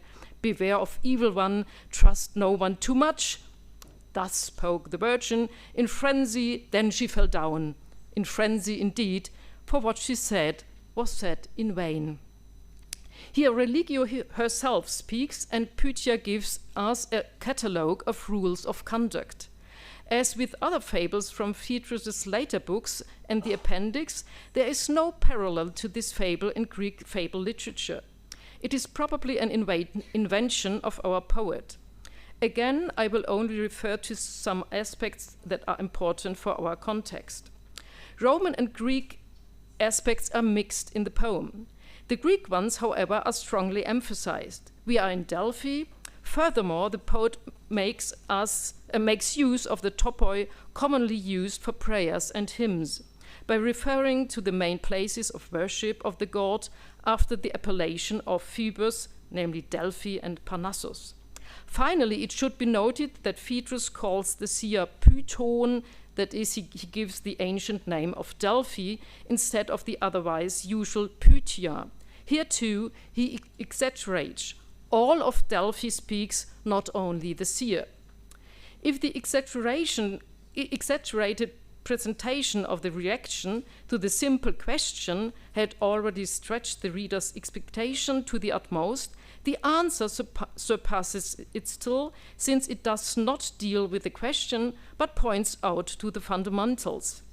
It is an unusually long speech for Phaedrus, in which 14 short, paratactically and asyndetically arranged requests bundle everything that can otherwise be read as a social moral admonition in a kind of catalogue of commandments. That Phaedrus refers to many texts with this catalogue is obvious, but also an examination of Stoic material, that is Greek material, should be considered. Furthermore, one can think of a collection of sayings of general wisdom in Delphi, which were listed under the name of the 7 sages. Dio Chrysostomus mentions that these sayings, which were put up on tablets, had a much greater effect in his time than the oracle sayings themselves. Finally, with the last injunction not to trust anyone too much, reference is made back to Delphi itself. It is ironic that the seer becomes a victim of her own request, since she herself is not listened to. In line 16, the reaction of the seer is described. After her speech, she breaks down in frenzy, furens, emphasized at the end. Through anadiplosis, the poet's commentary is connected. Furens, in frenzy, she had indeed been, for in vain she had said all these things. Phaedrus thus plays with the meaning of furens. Being possessed by a deity becomes the everyday being crazy. Many interpretations are possible here, but it seems certain that Phaedrus was also making fun of the decadence of the oracle in Delphi, which was only called upon for banal questions at the time and which was no longer trusted. So again, a central Greek institution is ironized. My third and last point, references to Greek culture and especially literature. The critical treatment of Greek persons and institutions that has been described so far can also be observed in general in the treatment of Greek and Eastern culture and literature. In Epilogue 2, the eye first refers to the fact that the Athenians have set up a statue for Esop. The fable author, who is elsewhere called a Phrygian, is thereby elevated to representative of Greek literature. The eye announces that Esop will now not remain alone because Phaedrus also starts to write fables. This is not jealousy, invidia, but competition, emulatio, with which Phaedrus also uses the vocabulary usual for the confrontation of the Romans with the Greek model culture. The eye, about whose origin from Greece is often speculated, sees himself in the following even as material for a cultural competition between the nations when he says, as on the slide, "Now, if Latium applauds my work, it will have more to confront Greece." That Greece as the cradle of culture is surpassed here is implicit, and Horatius' famous dictum refuted: "Conquered Greece, conquered the savage victor, and brought the art to rule Latium." This idea of surpassing Greece is then taken up and continued in the long and very complex prologue of the third book. There, one reads at the end that the eye thinks to be able to at least equal the following persons. First, he names again Esop, but now Esop is again called a Phrygian, and Anacharsis, the Scythian, who was counted among the 7 sages. Here we are also to refer to the topic of the conference at the most eastern point. Both figures stand here, however, for people from culture who have achieved great reputation in Greece precisely as non-Greeks. The eye can even claim that he is closer to educated Greece, literae qui sum proprio Graeciae, and that he can bring more honor to his homeland, which is meant that this is Rome. The argument with the East or non-Greece is then continued with the mythical singers Linus and Orpheus, who brought honor to their homeland, to Thrace. In this list, the eye expect to at least equal these poets and thinkers while supporting his homeland Rome in surpassing all these regions. Here clearly the Greek elements surpass the East, but the Roman might surpass even the Greek. But also, in the drawing of Greek representatives of other poetic genre, this critical reading becomes noticeable, as I think. Let us now look again at Fable 5.1, and after already the introduction, one reads the following. Among them was Menander, famous for his comedies, which Demetrius, who did not know him, had read and had admired the man's talent. Covered in perfume, with flowing robes, he came along with a slow and delicate stride. As soon as the tyrant saw him at the end of the procession, he said, "What faggot dares to come before my face?" And the nearest answered, "This is Menander, the writer." immediately changed. He said, "A man cannot be more beautiful." Presumably, Phaedrus wants to take aim at politicians who can quickly change their positions, depending on the change of the situation. It is uncertain what weight is given to the motif that literature can have such a high status that an author can achieve almost fool's freedom even under a tyrant. In my opinion, two completely different aspects are interesting. First, the fact that it is problematized here to what extent one can draw conclusions from the poetry about the poet himself. While reading, Demetrius had admired the talent of a vir, in line 11, a man. The reality now blatantly did not correspond to the image he had formed. This seems like an inversion of Catullus' Carmen 16, with the clear statement on the relationship between the poet and his poetry. There, Catullus threatens two men who, after reading his poems, consider him effeminate, with lewd punishment, and clearly points out that such inferences are inadmissible. Secondly, in the present fable, the opposite is the case. The accusation of homosexuality, an accusation not uncommon in antiquity, remains attached to Menander, for even the direction of the tyrant to the information that this is Menander in line 18, homo inquit firi non potest formosior, does not cancel this out. The poet's probably conspicuous appearance is now merely no longer described as faggy, but beautiful. His appearance is immediately marked by Demetrius as that of a homosexual, but the outrage of Demetrius himself is not evaluated negatively. One was obviously allowed to express oneself about such an appearance in such a way. The question arises as to why Phaedrus would take the most famous poet of New Comedy, whose works were also known in Rome through Terence and Plautus, and were highly esteemed not only from an aesthetic but also from an ethical moral point of view, why he sketched them in such a way we do not read anywhere else.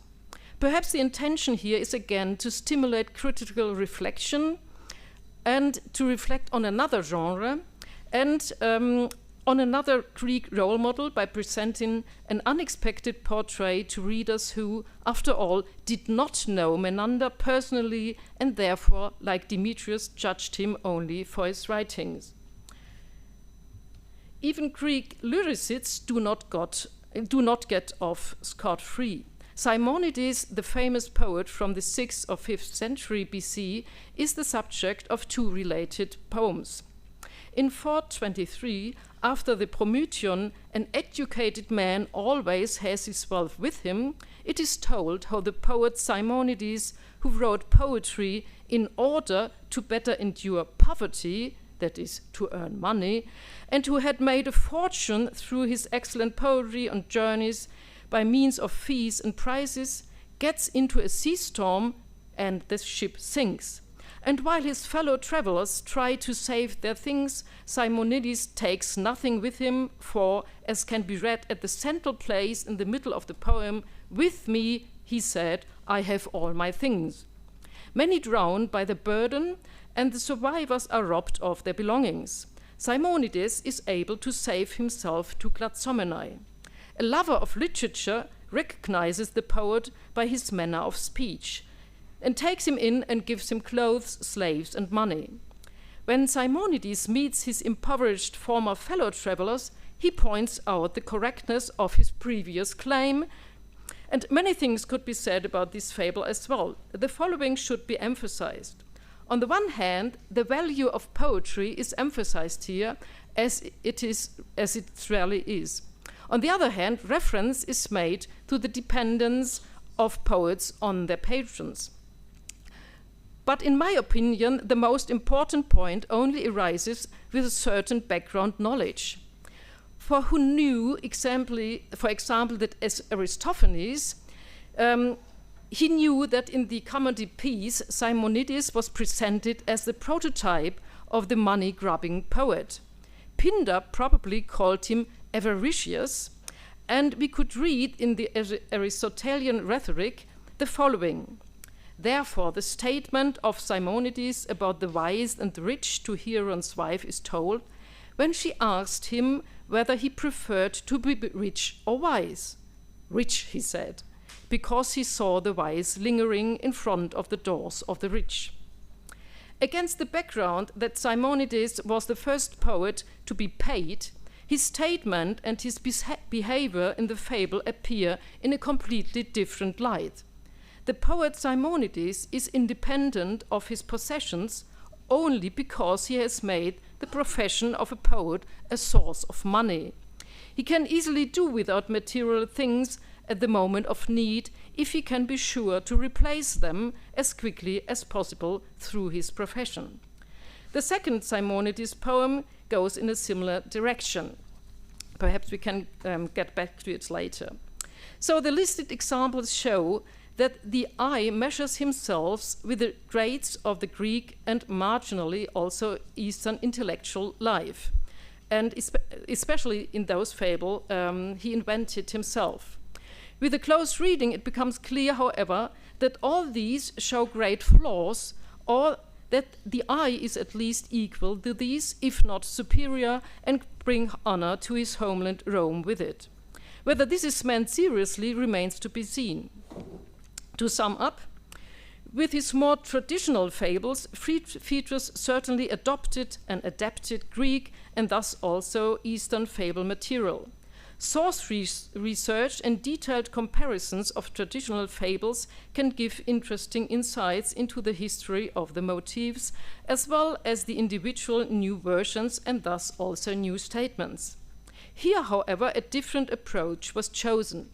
The Greek and Eastern elements were considered as components of Phaedrus's poems, in which an involvement with Greek and Eastern persons, institutions, or literature is thematized or at least clearly suggested. The brief survey makes it clear that a consistent trait can be discerned. In the new fables, which were invented by Phaedrus, the poet uses these non-animal fables to reflect on the genre, but also on the relation to Greece and the East. The East does not play a really big role. Distinctive personalities, institutions, and literature are presented from the cultural sphere of Greek. However, I hope to have shown that these are not perceived as representatives of a great model culture, but have flaws on closer reading. The persona, on the other hand, brandishes himself as a representative of Roman literature. Hereby he places himself in a long series of especially Augustan poets. That he does this with the despised and not established genre of the fable seems to me, however, to indicate that a self-ironic undertone is clearly to be heard here. But since I've already written quite a bit about this, I will end at this point. Thank you very much for the attention.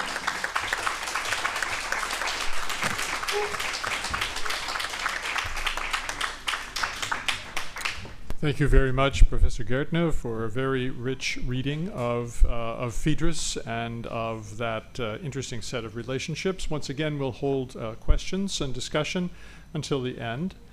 And per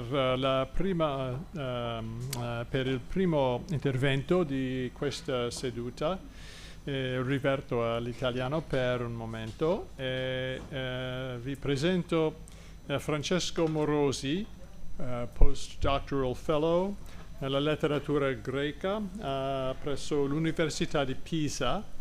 Ha studiato anche a Pisa alla scuola normale superiore. Per la ricerca si concentra sul teatro classico greco-romano e anche in legame al teatro moderno, badando in particolare Eschilo, Sofocle e nel periodo moderno Pasolini, eccetera. Per oggi presenta un saggio su Aristofane, il titolo Aristofane favolista, semplicemente. Dottor Morosi. Grazie professor Farrell per la presentazione, dalla quale, come avrete capito, emerge che io non sono né un orientalista né uno studioso di favola, quindi che ci faccio qui? Una ragione in più per ringraziare Caterina Mordeglia, Jeremy Farr, per l'invito qui che mi fa molto, molto piacere ricevere. Sono qui per parlare di Aristofane e di un caso, forse uno dei più famosi, di ricezione del corpus di Esopo nella Grecia classica. Prima di entrare nel vivo, fatemi spendere ancora una goccia di vittimismo a vantaggio dei più giovani, soprattutto qui dentro, spiegando che parlare di Esopo, cioè dei rapporti di qualunque autore con Esopo, non è una mossa facile, perché il corpus esopico è di per sé un mistero letterario, filologico e storico piuttosto difficile da penetrare. Tutt'oggi è impervio stabilire un preciso canone testuale, uno stemma delle principali collezioni, come pure stabilire in quale epoca di preciso le favole che componevano questa raccolta esopica furono messe per iscritto. Questo naturalmente è un problema abbastanza spinoso per chi deve occuparsi della ricezione di questo corpus già nella Grecia antica. D'altro canto poi anche lo statuto di genere letterario della favola greca, ne abbiamo sentito parlare in questi giorni, è un problema aperto, e di nuovo non è facile stabilire da quale momento in avanti la favola greca e la favola in generale ha cominciato a essere riconosciuta come genere letterario e non solo come strategia retorica. Per complicare ulteriormente il quadro, anche la stessa storicità della figura di Esopo è un problema critico di portata molto vasta. La vita di Esopo, di cui penso sentiremo parlare nella relazione successiva, è un racconto ampiamente romanzato che ha a sua volta una vicenda compositiva complicatissima, che probabilmente mescola fonti di provenienza sia cronologica sia geografica molto diversa, e quindi anche questa ci dà delle informazioni assolutamente non sempre attendibili circa l'autore o il presunto autore di questo corpus. Tutta questa premessa è d'ordine perché appunto io vorrei interessarmi dei rapporti che ci sono fra questo corpus un po' misterioso e Aristofane, che è il principale poeta comico del V secolo. La scelta naturalmente non è casuale per almeno un paio di ragioni. Dunque, prima di tutto, la commedia aristofanea è curiosamente molto ricca di favole e presenta elementi che la avvicinano ad alcuni meccanismi fondamentali della favola antica, ed è di questi che parleremo soprattutto. Seconda cosa, escluso Erodoto, Aristofane è il primo a fare estesamente riferimento a Esopo e alle sue favole. Ecco, sento subito di dover fare una precisazione qui su queste ultime parole, perché quando parliamo di riferimenti a Esopo e alle sue favole dobbiamo capire di che cosa si parla, e siamo davanti ad almeno 3 tipi diversi di riferimenti, qualcosa di simile a quello che abbiamo appena sentito dire alla professoressa Gärtner. 1. Riferimenti a singole favole che possiamo considerare esopiche, perché ci sono note da fonti successive, una delle collezioni oppure gli scoli che le attribuiscono ad Esopo. 2. Riferimenti a Esopo come autore e come canone, cioè come ideatore di una certa favola e come referente di un corpus testuale compatto. Ho letto una volta in Esopo, eccetera, eccetera. Terzo, riferimenti a Esopo come personaggio storico, calato in aneddoti di cui è protagonista. Una volta Esopo, eccetera. Torneremo anche su questo.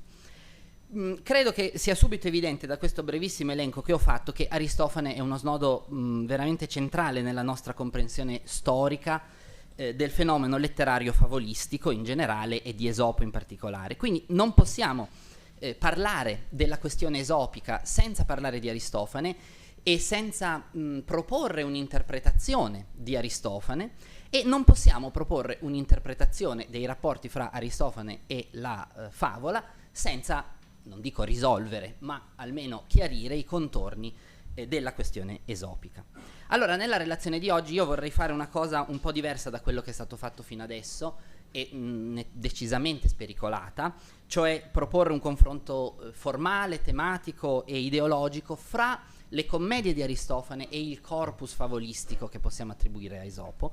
Ma prima di arrivare a questa cosa assolutamente folle, bisogna assolutamente capire meglio i contorni storici della questione esopica, soprattutto in relazione al teatro del V secolo e a, diciamo, quello che possiamo dedurre da proprio le citazioni aristofanee.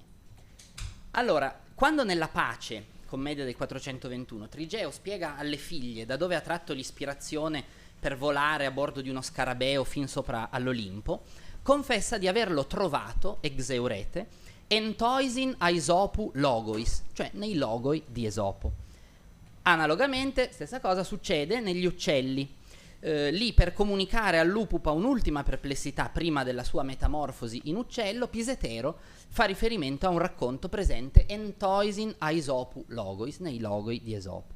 Sempre negli uccelli, nella scena straordinaria, l'agone in cui Pisetero convince gli uccelli della loro priorità cronologica, addirittura assiologica, su Zeus, Pisetero rimprovera il coro di non avere dimestichezza con Esopo.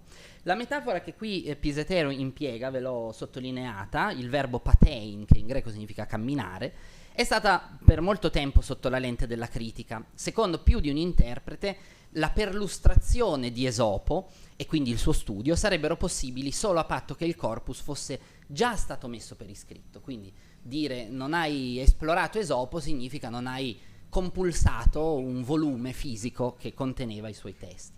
Ora, io non sono certo che questa conclusione sia obbligatoria e nemmeno questo parallelo che di solito viene presentato con questo passo platonico in cui la metafora si applica chiaramente a un testo scritto di questo pensatore, Tisia. Ecco, non credo che neanche questo parallelo sia determinante, ma quando anche appunto questo passo di Aristofane non ci obbligasse a concludere che già quando Pisetero parla negli uccelli, 415 a.C., circolava una versione scritta del corpus, certamente il passo degli uccelli che abbiamo intravisto insieme, sommato agli altri due che vi ho mostrato rapidamente, mi sembrano sufficienti a garantire che nel V secolo esistesse in una qualche forma un corpus di logoi, cioè di racconti, e che questo fosse attribuito univocamente a Esopo. Vorrei anche spingermi un po' oltre, sia in questi versi degli uccelli che vi richiamo, sia in quelli della Pace, in cui Trigeo spiega che l'idea di volare sullo scarabeo gli è venuta da Esopo. Questi logoi di Esopo non sono citati in modo cursorio, tanto per aggiungere un riferimento culturale o ottenere un piccolo effetto comico. In entrambi questi punti, le favole di Esopo hanno una funzione fondante, ovvero il semplice riferimento a questi testi è sufficiente a fondare il buleuma, cioè il piano straordinario dell'eroe comico e quindi la trama dell'intera commedia. La favola dello scarabeo convince Trigeo a volare sull'Olimpo, che è esattamente, diciamo, l'azione drammatica della Pace. E in modo ancora più clamoroso, negli uccelli, la favola dell'allodola legittima la pretesa teogonica della pretesa di una priorità degli uccelli sugli dei dell'Olimpo, cioè la favola fonda e legittima persino la metafisica negli uccelli. Questo straordinario potere che hanno i logoi di Esopo in Aristofane discende naturalmente dalla forza creatrice che la parola ha nella commedia antica. La parola crea i mondi in Aristofane perché la parola stessa è sempre intesa nel suo valore letterale, e qui è esattamente un caso di questo tipo qui. Aristofane prende un racconto paradigmatico, cioè un racconto il cui valore sta non nel suo realismo, ma nella capacità che ha una vicenda chiaramente e volutamente non reale di illustrare una dinamica esemplare, paradigmatica. Ecco, prende un racconto paradigmatico e lo intende alla lettera. Il retore Elio Teone, diversi secoli dopo, avrebbe definito la favola un logos pseudes eikonizon aleteian, cioè un discorso falso che illustra per via di metafora una verità. Ecco, Aristofane porta a zero il grado metaforico del discorso falso e lo considera vero, storicamente vero, attendibile. Su un piano di realismo, quindi, le figlie di Trigeo hanno ragione a dirgli ma questa è una storia incredibile, apistos. Ma nella logica comica ha ragione anche Trigeo a considerare la favola non appunto un paradigma non realistico, ma un precedente, radicato nella storia e quindi dotato del grado massimo di realtà. Ma c'è ancora qualcosa di più. Come sappiamo bene, la commedia di Aristofane è un genere fortemente letterarizzato, cioè dotato di una straordinaria consapevolezza della propria funzione di opera letteraria e di genere letterario.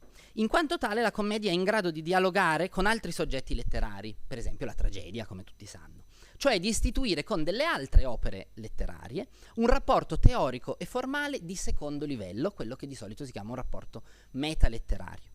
Ecco, questo accade anche con la favola in questi passi che stiamo vedendo. Un'opera letteraria, una favola, fonda e giustifica una seconda opera letteraria, cioè la commedia. Le fornisce lo spunto e all'interno della logica comica garantisce che la fantasia dell'eroe comico risulti accettabile, motivata. Perché questo accada, ovviamente, è necessario che l'opera con cui la commedia dialoga sia considerata a tutti gli effetti, anche dagli spettatori, parte del canone letterario.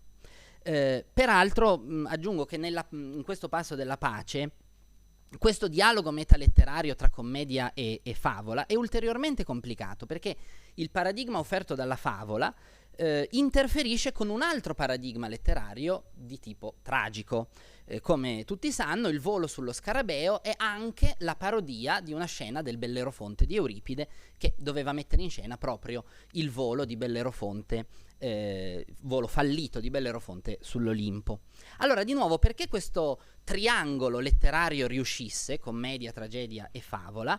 Beh, era fondamentale che non solo che i testi fossero ben noti al pubblico, cioè che questi riferimenti il pubblico li conoscesse e li comprendesse, ma che nella coscienza letteraria del pubblico questi testi fossero percepiti come soggetti chiaramente identificabili.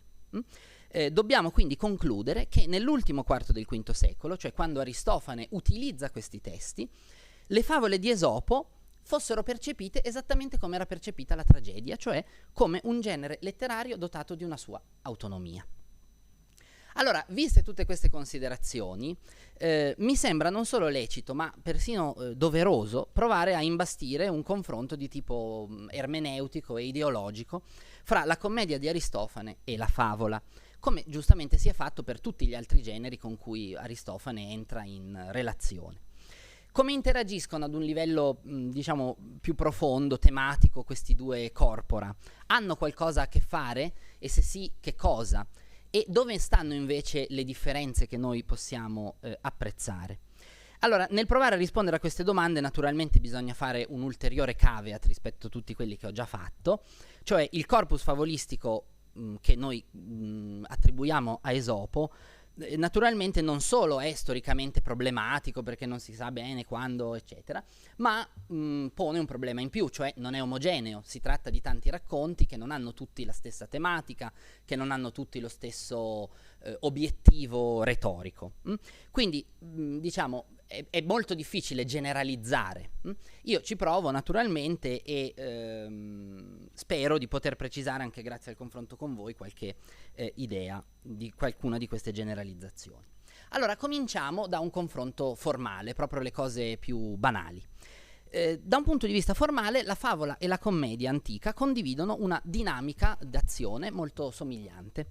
Intanto il personaggio della favola è sempre predisposto all'azione, cioè la favola inserisce il personaggio, o l'attuante come in alcuni casi viene chiamato, in una situazione che lo obbliga ad agire. Questa situazione consiste di frequente in un ostacolo o in un problema che l'attuante deve in qualche modo risolvere. Trovare un luogo dove vivere per le due rane il cui pantano si era prosciugato, uscire dal pozzo per la volpe, scappare dalla cattività o dalla fame per il corvo, eccetera, eccetera. Questa stessa dinamica è in funzione anche al principio di tutte le commedie superstiti di Aristofane, cioè tutte le commedie di Aristofane partono esattamente da questa stessa cosa, il protagonista che ha un problema che deve risolvere. Dice Opoli vorrebbe la pace in una città che è votata alla guerra, Filocleone rinchiuso in casa mentre vorrebbe andare al tribunale, Strepsiade non sa come pagare i debiti al figlio, eccetera. Allora, sia nella commedia sia in molte favole, l'azione sarà tutta dedicata allo sforzo fatto dall'attuante o dall'eroe comico per rovesciare la situazione di partenza, trovando una soluzione brillante a una difficoltà iniziale. In molte occasioni l'azione della favola poi si struttura in maniera polare, o per usare la terminologia di Adrados, in modo agonale. Cioè la favola oppone spesso due personaggi i cui interessi sono chiaramente antitetici e non possono che pervenire ad uno scontro di poteri.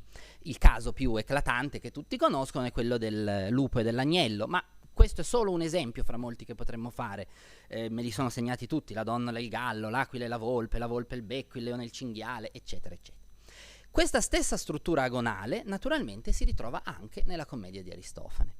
In commedia, anzi, la strutturazione antitetica delle istanze dei personaggi è persino esasperata rispetto a quello che sarebbe lecito attendersi pensando realisticamente. L'azione, e attorno all'azione tutta l'ideologia del testo, è scientemente polarizzato, anche a costo di fare delle forzature molto evidenti. Faccio un esempio: Gli Acarnesi, la prima commedia superstite di Aristofane. Qui, come dicevo, Diceopoli ha il problema di convincere la città a fare la pace con Sparta. Viene messo in minoranza in assemblea e quindi procede, ecco l'idea comica, a una vera e propria secessione dalla città. Stipula una pace separata con Sparta, torna alla sua campagna e organizza una specie di controcittà, al cui centro c'è un mercato molto fiorente che finalmente è libero dalle restrizioni di guerra, le famose sanzioni che già allora c'erano. In breve, Diceopoli arricchisce e gode da solo di una ricchezza smisurata, che lui non è tenuto a spartire con nessuno, visto che la ricchezza è solo sua. Naturalmente, come da tradizione in commedia, alla porta di Diceopoli, del suo mercato, si presenta una lunga fila di alazzones, cioè di seccatori, che vogliono un pochino della sua ricchezza illimitata, che quindi, diciamo, lui potrebbe condividere. La risposta che Diceopoli dà a tutti gli ateniesi che si presentano alla sua porta è: neanche per sogno. C'è un caso particolare, che è un caso molto problematico per la critica, che è quello del bovaro d'Ercete, il quale, poverino, si presenta con un caso davvero lacrimevole. Lui non ha nessuna colpa, un pover'uomo, un contadino, anzi un allevatore, ha perso le uniche 2 vacche che gli erano rimaste e quindi ora non ha più nulla. E si presenta da Diceopoli dicendogli: per favore, dammi qualcosa. La risposta è no. La critica, appunto, dicevo, si è indignata molto a lungo per un atteggiamento che ha considerato egoista.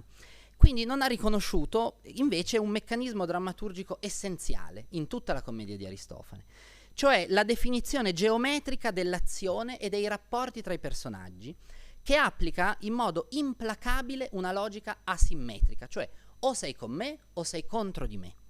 Non c'è spazio per adesioni parziali alle istanze identitarie dell'eroe comico, e quindi D'Ercete, in quanto membro, anche se, come dire, non responsabile, di una comunità che ha negato a Diceopoli la realizzazione della sua volontà, deve essere considerato nemico di Diceopoli quanto il più guerrafondaio di tutti i generali.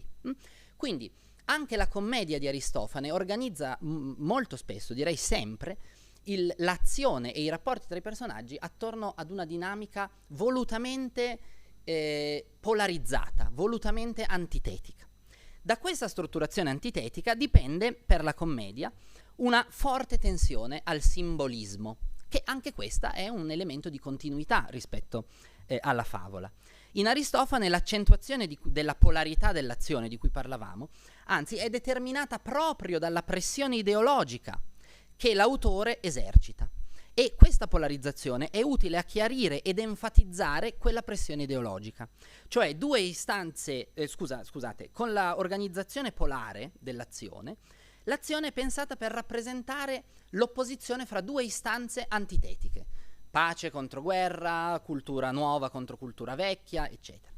In altri termini, la vicenda comica è invariabilmente simbolo di un discorso politico, morale e culturale. In questo senso, secondo me, è del tutto pertinente parlare per la commedia di Aristofane di un messaggio del testo che il poeta si incarica di recapitare agli spettatori, secondo una concezione che è presente in modo quasi ossessivo in commedia, no? L'idea che il poeta debba insegnare alla città, cioè le deve dare un messaggio, e questo messaggio deriva da una organizzazione antitetica dei contenuti e quindi da un'organizzazione simbolica dell'azione.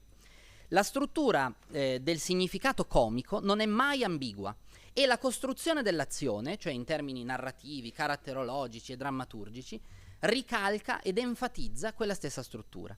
Ecco, questa stessa tendenza al simbolismo e questa stessa genesi dell'azione da uno scopo per così dire parenetico, istruttivo, educativo, si ritrova anche nella favola di Esopo, dove la singola narrazione, che pure ha una sua autonomia narrativa, è pensata perché possa fungere da simbolo di un significante secondo, che costituisce il messaggio della favola, quello che in moltissimi casi prende la forma di un enunciato extranarrativo che noi chiamiamo di solito la morale della favola.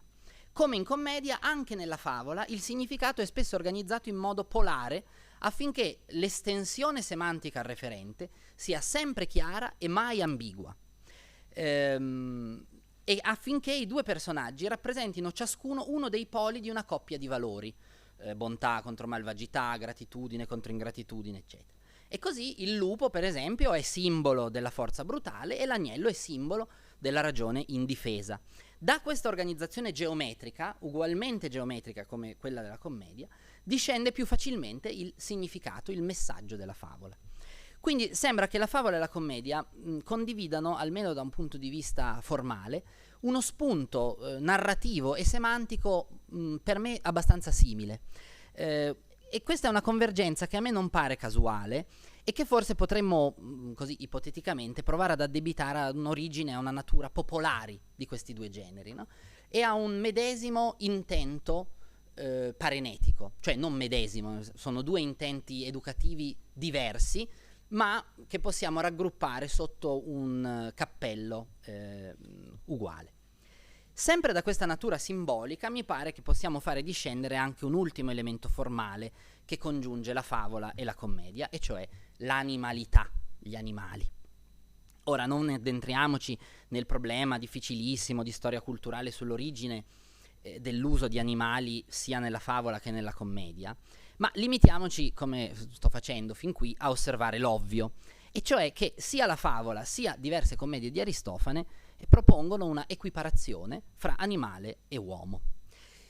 La scelta dell'animale nella favola ha una sua pertinenza di nuovo simbolica. Di ciascun animale si assume un dato unilaterale nell'aspetto o nel comportamento che a sua volta può valere come simbolo per un atteggiamento umano. Il pavone è vanitoso, il leone è feroce, la volpe è astuta come Margherita, eccetera, eccetera. Questa connotazione simbolica univoca si ritrova anche in Aristofane. Prendiamo per esempio il caso delle vespe, dove il coro di vecchi di casti è assimilato alle vespe tramite un dato evidente del comportamento degli insetti, capaci, se provocati, di causare molto dolore. Questo è il coro stesso di Dicasti che aspettiamo a scatenare la nostra famosa rabbia, come quando uno irrita il nostro alveare, e adesso che devi estrarre con furia il nostro pungiglione rabbioso col quale puniamo.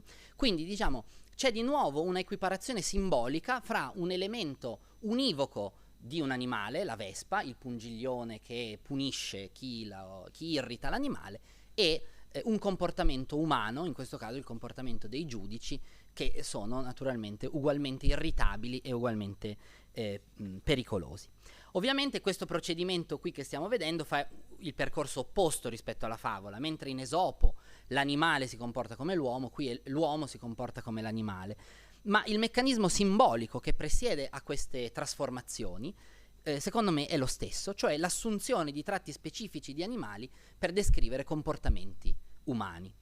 Mi soffermo su questo perché c'è un caso eccezionale, anche letterariamente eccezionale, nel corpus di Aristofane, su cui vorrei dire ancora due parole, che sono gli uccelli, commedia, come dicevamo prima, del 415-414, che per me rappresentano davvero il vertice del pensiero di Aristofane. Perché gli uccelli sono eccezionali in questo discorso sull'animalità? Non tanto perché qui la metamorfosi da umano ad animale avviene effettivamente e non solo da un punto di vista poetico, cioè Pisetero ed Evelpide mangiano una radice che li trasforma a tutti gli effetti in uccelli, ma direi soprattutto perché la commedia, cioè gli uccelli, sono attivamente interessati a esplorare i confini fra umanità e animalità. Infatti, mentre l'eroe comico si trasforma volentieri in uccello, gli uccelli fanno il percorso inverso, andando incontro a una consistente umanizzazione. Anzi, l'umanizzazione degli uccelli è il punto qualificante del piano di Pisetero. Gli uccelli si federano in una città, cioè nella principale forma di associazione umana, abbandonano molte delle loro caratteristiche animali, la tendenza a non delimitare i territori, a non spartire il cibo, a non usare il denaro, e nel giro di non molto assumono tutte le caratteristiche di un'organizzazione umana. E sarà proprio questa organizzazione umana che gli uccelli accettano a consentire loro di ottenere quello che fino ad allora non avevano, e cioè il potere. La perdita consapevole dei propri tratti specifici e l'assunzione di quelli di un'altra specie diventa il cuore del dramma, anche in un senso ideologico, politico. Gli uccelli mettono a tema infatti una questione molto sentita nell'Atene dell'epoca, che è una questione persino filosofica, cioè la differenza, il rapporto fra nomos e physis, fra legge e natura. Proprio come l'Atene storica, anche la commedia di Aristofane cerca una risposta a questa grande domanda in una impresa di colonizzazione, cioè installando degli umani, Pisetero ed Evelpide, in una terra vergine, una terra in uno stato di natura. Allora gli uccelli diventano una indagine sulla natura dell'uomo, cioè la sopraffazione, l'ingiustizia, la sperequazione sono prodotti di una società degenere o sono una parte integrante della natura dell'uomo? Ecco, la risposta che Aristofane dà negli uccelli è agghiacciante.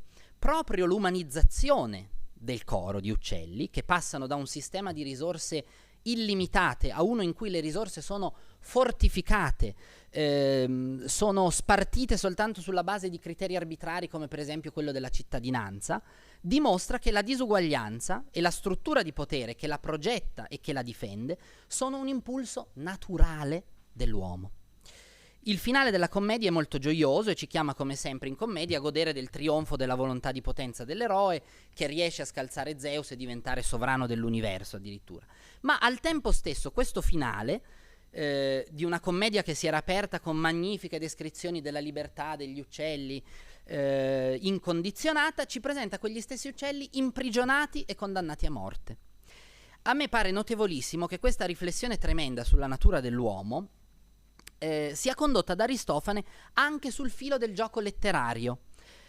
Come dimostrano anche le citazioni di Esopo che si trovano nel corso degli uccelli, e ce n'è più di una, l'impianto della commedia è proprio chiaramente pensato per essere favolistico, un fatto che ha sconcertato moltissimo la critica e che a me sembra proprio cruciale per la comprensione del significato di tutta la commedia.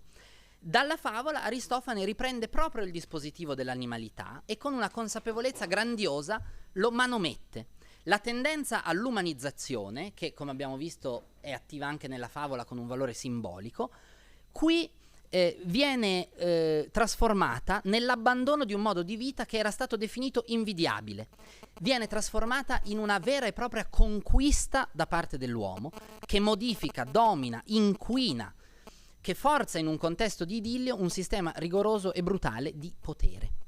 Del resto è proprio la favola ad attribuire agli animali e al mondo della natura caratteristiche dell'organizzazione umana, suggerendo di fatto un'equivalenza persino etologica, lo abbiamo visto. Ecco, Aristofane distingue nettamente l'etologia animale da quella umana e la convergenza delle due, o meglio, la trasformazione degli animali in umani, va intesa alla lettera e non solo in un senso simbolico, cioè gli uccelli si trasformano veramente in umani e proprio in questa trasformazione, che poi è anche una trasformazione del meccanismo della favola, sta la forza tremenda di questa commedia. Non che la favola naturalmente non sia a sua volta dominata in molte sue parti dalla legge della forza. Anzi, la forza è forse uno dei motivi più ricorrenti che determinano l'ideologia complessiva della favola, come spiegava già Antonio Lapenna in un contributo molto bello di tanti anni fa che è stato ripubblicato di recente. Tra l'altro la legge del più forte era già scandita nel primissimo Ainos, cioè nella primissima favola che noi possediamo nella letteratura greca, e cioè, scusate, il racconto dell'usignolo e dello sparviero narrato da Esiodo nelle opere. Il dominio della forza nella favola garantisce un sistema ingiusto perché diseguale. Famosa favola del leone, l'asino e la volpe che vanno a caccia e per avere spartito in 3 parti uguali il bottino, l'asino è sbranato dal leone. La volpe, allora chiamata a fare lei la divisione, assegna al leone la parte maggioritaria della preda tenendosi soltanto una piccola parte. Il leone si stupisce, si compiace, le dice: dove hai imparato a fare così bene le parti? E la volpe dice: me l'ha insegnato la morte dell'asino. Allora, di questa legge della forza, la favola, che appunto è piena di racconti di questo tipo, non offre pressoché mai una vera negazione sul piano dei valori, sul piano assiologico.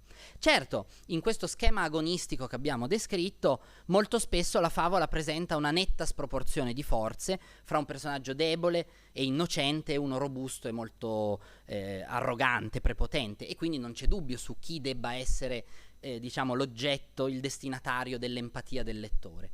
Però questo investimento empatico non è mai sorretto da una esplicita condanna del meccanismo della forza, un meccanismo che è dato assolutamente per acquisito, quasi per sottinteso. Dalla mancata constatazione del dominio della forza discende la tendenza a non sfidarla e quindi la conclusione che i rapporti di forza non possano, forse non debbano, mutare. Talvolta l'intelligenza, l'astuzia, gli espedienti sono sufficienti per salvarsi, sì, ma nella gran parte dei casi il precetto al quale ci richiama la favola è un invito alla prudenza. Saper prevedere il pericolo e tenersene lontani, lo dicevamo anche oggi, è la virtù più preziosa. Il caso della volpe dimostra, per esempio, che è molto meglio cedere qualcosa che ci spetta di diritto piuttosto che far valere un principio ma perdere la vita. Accontentarsi di poco, che è un altro grande messaggio della favola, consente di evitare pericoli più grandi. La saggezza che la favola esopica spesso celebra è appunto la comprensione intelligente e un po' empirica delle dinamiche del mondo e la prudente conformazione a queste dinamiche. Proprio il pratico empirismo dell'approccio al mondo della favola ne determina la fondamentale rinuncia a modificare la realtà. La favola invita non a una contestazione dello status quo, ma a una sua constatazione. Su un piano ideologico, constatare anziché contestare equivale a difendere. Ne è una dimostrazione classica, perché ha proprio degli addentellati politici, la famosa favola delle rane che chiedono un re a Zeus. Scontente del bastone che Zeus aveva dato loro, ne chiedono un altro re e lui manda una temibile biscia d'acqua. Dimostrazione che l'ordine costituito, per quanto insoddisfacente possa sembrare, è comunque meglio di qualcosa di peggio che potrebbe arrivare. Ecco, qui si misura, io penso, la più profonda e importante differenza che c'è tra la favola e la commedia. Due generi che abbiamo visto appunto condividono un'impostazione formale, narrativa, strutturale molto simile, ma che proprio su questo hanno un divario ideologico importante. Di nuovo, anche la commedia antica, dicevamo, rappresenta l'antitesi fra personaggi come una sproporzione di forze, e l'eroe comico è praticamente sempre un diseredato, un reietto, un emarginato. Per condizioni sociali o individuali vede l'esercizio della sua volontà limitato. L'esclusione quindi è molto spesso il motore della commedia ed è sempre rappresentata come un rapporto di potere. Quindi l'avvio dell'azione comica non è molto diverso dalla struttura di molte favole che abbiamo appena visto si organizzano attorno proprio a questa sproporzione di poteri fra un prepotente e un indifeso. Anche la commedia fa rampollare da questa sproporzione di forze una sollecitazione emotiva all'empatia verso il più debole. Il dominio del più forte è sempre rappresentato come ingiusto, appunto prepotente, ipocrita. Però c'è una differenza. Questa sollecitazione all'empatia che la commedia fa si traduce in una impulso irrefrenabile alla rivolta. L'eroe comico è tale perché è capace di trovare una soluzione alla propria condizione di inferiorità e di rovesciarla a vantaggio proprio e a svantaggio dei suoi antagonisti. La qualità proprio precipua che distingue l'eroe di Aristofane è proprio l'abilità a modificare il reale, a demolire lo status quo. In questo, come si sa, gioca un ruolo essenziale la fantasia. il buleuma, no? Il piano dell'eroe non è mai realistico, è sempre fantastico. Non so, guarire un dio cieco, fondare una città a mezz'aria, sono evidentemente delle irrealtà. Ma è proprio in questo spazio sorprendente che la commedia lascia alla fantasia che la commedia è capace di rovesciare i tavoli. La favola, che di per sé è un genere fantastico, perché nella realtà gli animali non parlano, ha paradossalmente dei vincoli di realismo molto superiori rispetto alla commedia, un condizionamento che viene proprio da questo diciamo empirismo del buonsenso. Nella favola la parola non ha lo stesso potere creativo che ha nella commedia, e mentre in Aristofane le cose sono conseguenza delle parole, nella favola le parole, come nella realtà, sono conseguenza delle cose. Questo fa della favola di Esopo un genere giustificativo o conservativo, se vogliamo, e della commedia un genere per sua natura portato all'innovazione. Vorrei forse dire alla rivoluzione, ma lasciamo l'innovazione. Naturalmente anche in questo ci sono dei limiti molto grandi che è bene riconoscere subito. La rivoluzione della commedia di Aristofane non è totale, ma anch'essa ha dei limiti importanti. La dinamica comica che abbiamo illustrato prevede che al dominio di un antagonista l'eroe comico sostituisca il proprio dominio, non che distrugga completamente la legge del più forte, semplicemente la volge a proprio vantaggio. Pisetero, per esempio, non demolisce i rapporti di forza che governano il mondo, che lui aveva descritto come ingiusti, Zeus tiranno insopportabile. Semplicemente subentra a Zeus nel ruolo di dominatore con esattamente le stesse caratteristiche, le stesse qualità. Nemmeno l'impulso fantastico alla rivolta della commedia liquida dalle fondamenta il dominio della forza, anzi lo conferma anche nelle sue articolazioni. Ciò nonostante, l'eroe comico è dotato della capacità di stravolgere e di dominare, come raramente lo sono i personaggi della favola. Forse non è un caso che la favola che Aristofane cita più volentieri, ben 3 volte in tutte le commedie che noi possediamo, sempre in connessione all'eroe, sia quella dello scarabeo e dell'aquila. Una delle poche favole in cui il personaggio più debole riesce effettivamente a provocare un danno effettivo al personaggio più forte. Concludo con un'ultima suggestione, non mi ci soffermo non solo perché il tempo è finito, ma anche perché appunto della vita di Esopo parleremo dopo.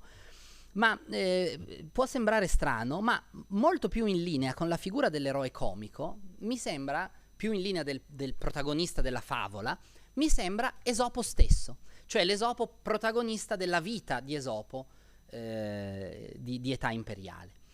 Lì Esopo è presentato come uno schiavo, una informazione che abbiamo anche da Erodoto, bruttissimo, balbuziente al limite del mutismo, cioè l'opposto di quello che oggi noi chiameremo il full member, cioè appunto il membro a pieno titolo, a pieno diritto di una comunità.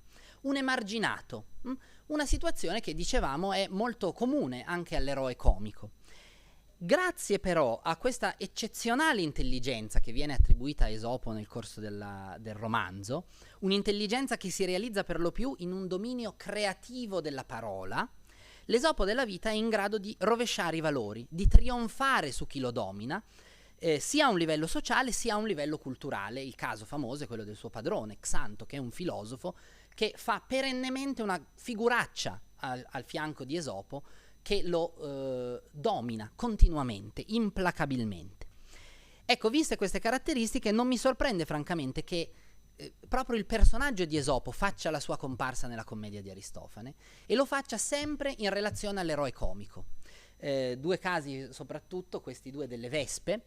In entrambi i casi Esopo è citato da Filocleone, l'eroe comico, proprio come esempio di capacità di uscire da una situazione difficile, anzi da una situazione anche di appunto inferiorità, con la forza della parola e della propria fantasia. Naturalmente queste citazioni sono troppo poche e troppo piccole per dire qualcosa anche da un punto di vista, diciamo, di storia del testo, di tradizione del testo sulle vicende della vita di Esopo, e quindi non possiamo metterle a sistema.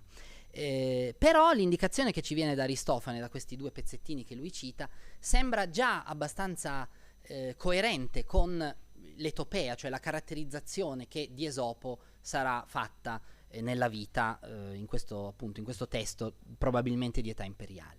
E così restiamo con un paradosso che forse non sarebbe dispiaciuto neanche a Esopo, cioè una figura di autore che è di gran lunga più controcorrente e più rivoluzionaria della sua stessa opera. Grazie.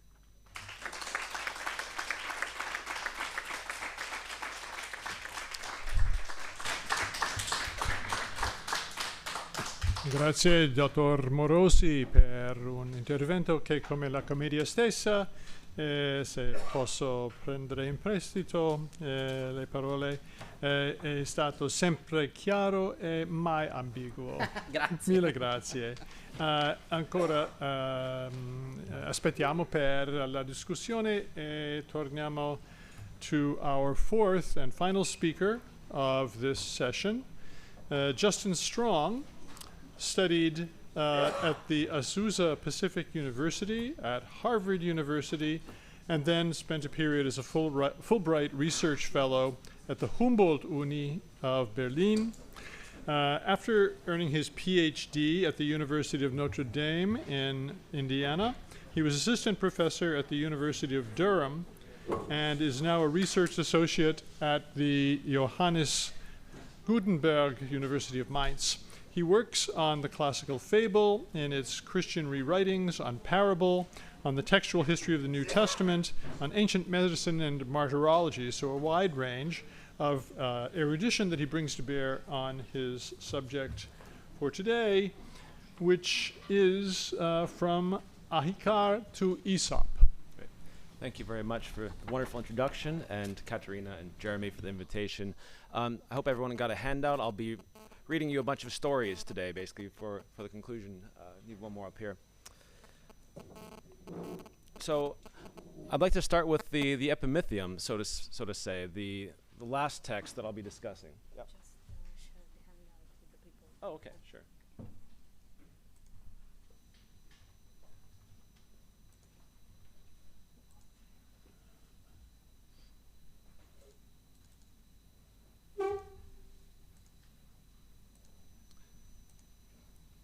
Great, so that'll do. So in the year 1697, there was a Syriac manuscript which was published somewhere in Iraq, and the table of contents of this manuscript, so to say, contained the following text. First, we had a series of histories of the martyrs, the Christian martyrs.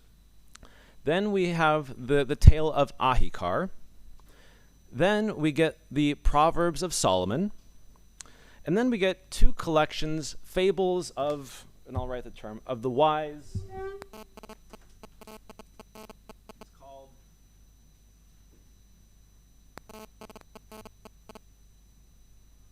this is Syriac, and if you can't read Syriac, it's fine.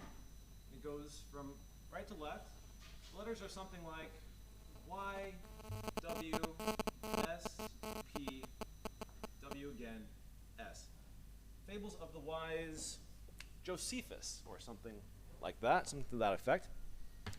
How did these texts come together in this book in 1697? To explain that, we have to go back more than 2,000 years, and so that's what I'm going to do. So I'm here to tell you the story about the fable teller himself, the traditional character that found his way through Ahikar and Aesop, the book of Tobit and Jesus, to the rabbis, and then back again through a web of intertextual conversations through the centuries. So I'll highlight how this fable-telling figure was taken up especially by Jews and Christians, and together with Ahikar and Aesop, I would like to argue that Jesus as well formed the last, we could say, in a trinity of fable personalities. When Jeremy introduced us on the first day, that the figure of Aesop as being who could be more global, who has more manifestations, who fights against supremacy more than Aesop, I thought, maybe Jesus could give him a run for his money in terms of manifestations and so on. So we'll see. According to the most fully preserved version of his story, Ahikar was a wise scribe and counselor of the Assyrian kings of Sennacherib and Esarhaddon. We're talking about the 7th century. As he lacked a son, the sage adopted his nephew Nadin, whom he trained to be his successor by instructing him with wise words. Nadin did succeed his aging uncle Ahikar, but far from exhibiting appropriate gratitude to his uncle, Nadine framed him by forging treasonous letters in Ahikar's name. When Esarhaddon was informed of Ahikar's alleged crime, he sentenced Ahikar to death. It just so happened, though, that the officer commissioned to execute Ahikar had been saved by him at an earlier time when their roles were reversed, and Ahikar had been ordered to kill him. The officer thus agreed to spare Ahikar, hide him in a chamber beneath the ground, and to kill a eunuch in his place. Once it became known abroad that Ahikar was dead, the Egyptian king issued a challenge to the Assyrian monarch to solve several riddles. Esarhaddon bemoaned the loss of Ahikar and was overjoyed to discover that his earlier order had been countermanded. Once he had recovered from his confinement, Ahikar went to Egypt and handled all of the riddles with stunning wit and wisdom. He returned to Assyria with the Egyptian revenue and took his revenge on Nadine. He severely punished him with scathing critiques for what he had done, and the battered Nadine then swelled up and died. He gave him such a strong talking to that it killed his nephew. This same Ahikar is also connected with a collection of fables that is attached to the earliest versions we have, and that apparently circulated independently at some points, and eventually came together with the narrative at other points. The original relationship between the story of Ahikar and the fables is very much debated. Now, our earliest record of this text comes, in fact, from ethnic Judeans of the 5th century BCE. It's probably too early to call them Jews, but they're stationed at the fortress of Elephantine on the border of Egypt on the Nile River. On a fragmentary scroll that we've now calculated to be 7.5 meters long originally and 30 centimeters wide, this is the earliest version we have, discovered around the year 1900. The Elephantine papyri coming from this site are significant especially for our understanding of ancient Judaism, because these are the earliest material artifacts of Israelite literature, predating the Dead Sea Scrolls by several hundred years. This cache of literature thus gives the scholars a very important glimpse at how Judaism was practiced in Egypt during the 5th century BCE. And a number of the Aramaic papyri document the Jewish community among soldiers stationed at Elephantine under Persian rule, including bureaucratic correspondence, receipts, but also a variety of personal letters. The question arises then, what was the tale of Ahikar doing there among Persian period Judeans at this fortress? Several coincidences of Aramaic idiom between the copy of Ahikar's story and the other Elephantine documents reveal that Ahikar was at the very least, comprehensible to the Aramaic-speaking Judeans on this island. And indeed, the lessons taught in the text reflect many of the interpersonal and ethical issues that seem to pop up in their personal letters. Broadly speaking, the tale of Ahikar is didactic. It aims to teach and to instruct, but at the same time, it entertains. It contains surprises and drama, and blends these together with its didactic aim. For soldiers stationed at a fortress, the accompanying fable collection was probably something like an ancient comic strip. In this balance of entertaining and educating, it seems that the text was remarkably successful. As I'm sure many of you know, this text appears in more than half a dozen languages in a variety of forms through the centuries. And here I would like to trace some of the echoes, not just in these translations, but into the Aesopic corpus and into later Jewish literature. At least with respect to the influence of Ahikar on biblical narratives and its incorporation into the life of Aesop, there has been a great deal of scholarly work already done on this over the last century, identifying many resonances between the text.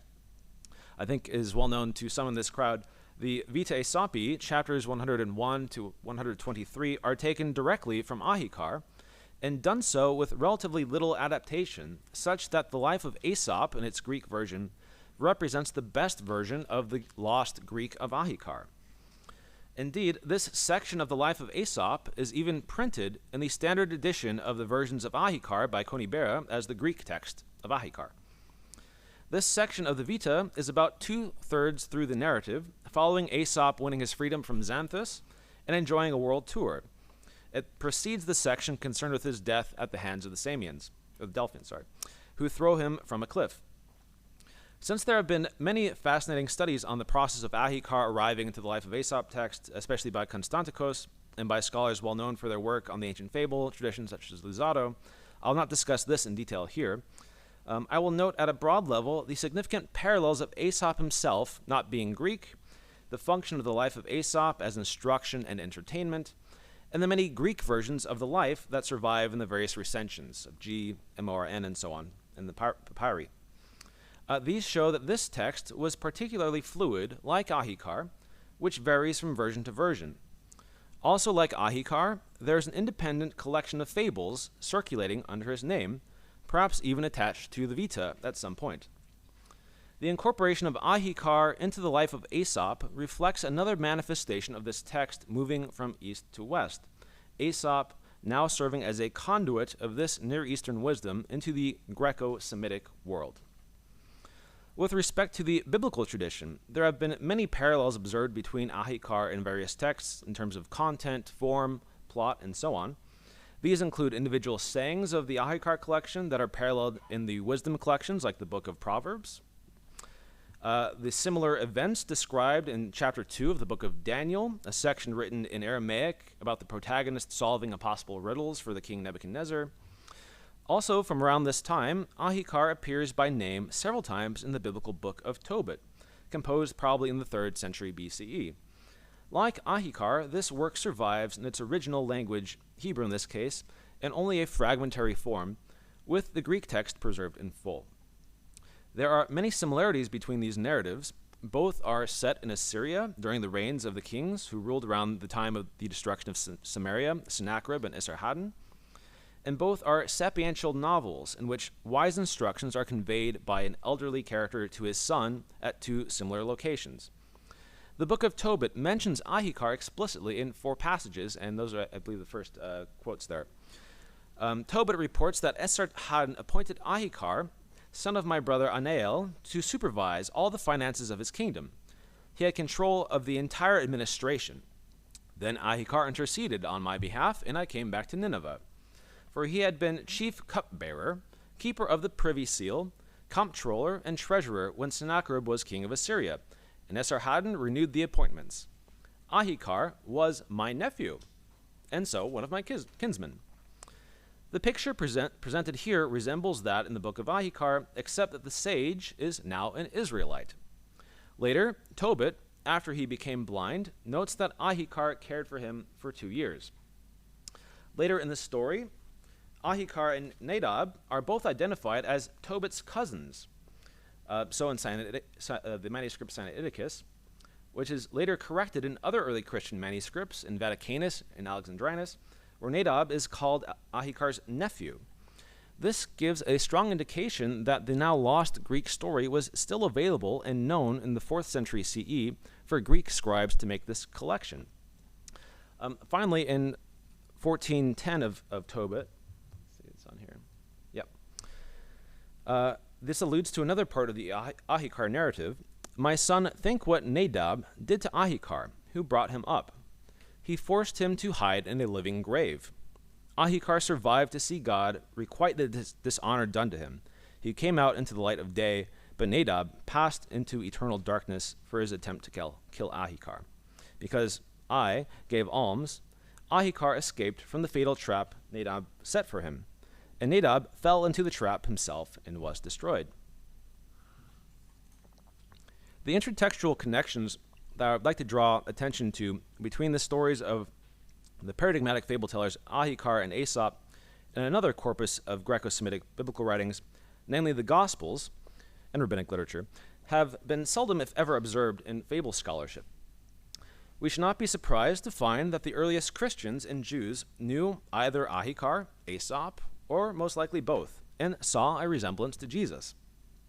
In a broad outline, we have an Eastern wisdom teller who is famous for his proverbs, parables, and solving riddles, characterized as a prophet who is betrayed by someone like an adopted son that he was discipling, who is convicted of blasphemy, followed by a shine toad, where the protagonist is buried only to reappear alive, and the betrayer commits suicide in the end.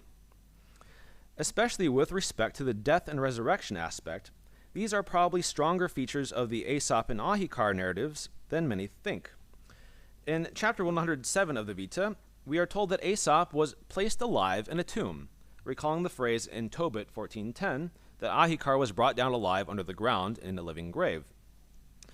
In comparing this episode in the life of Aesop to Ahikar, Constantikos writes, "The Vita author merely shortened the description of the subterranean chamber and turned it into a grave, probably in order to assimilate Aesop's experience to a virtual death and resurrection. There were older traditions about Aesop's spirit returning to life after his demise. The Vita author did not use this motif, but indirectly alludes to it through Aesop's Shinetoad in the Babylonian section. Since the book of Tobit refers to Ahikar's internment as a grave,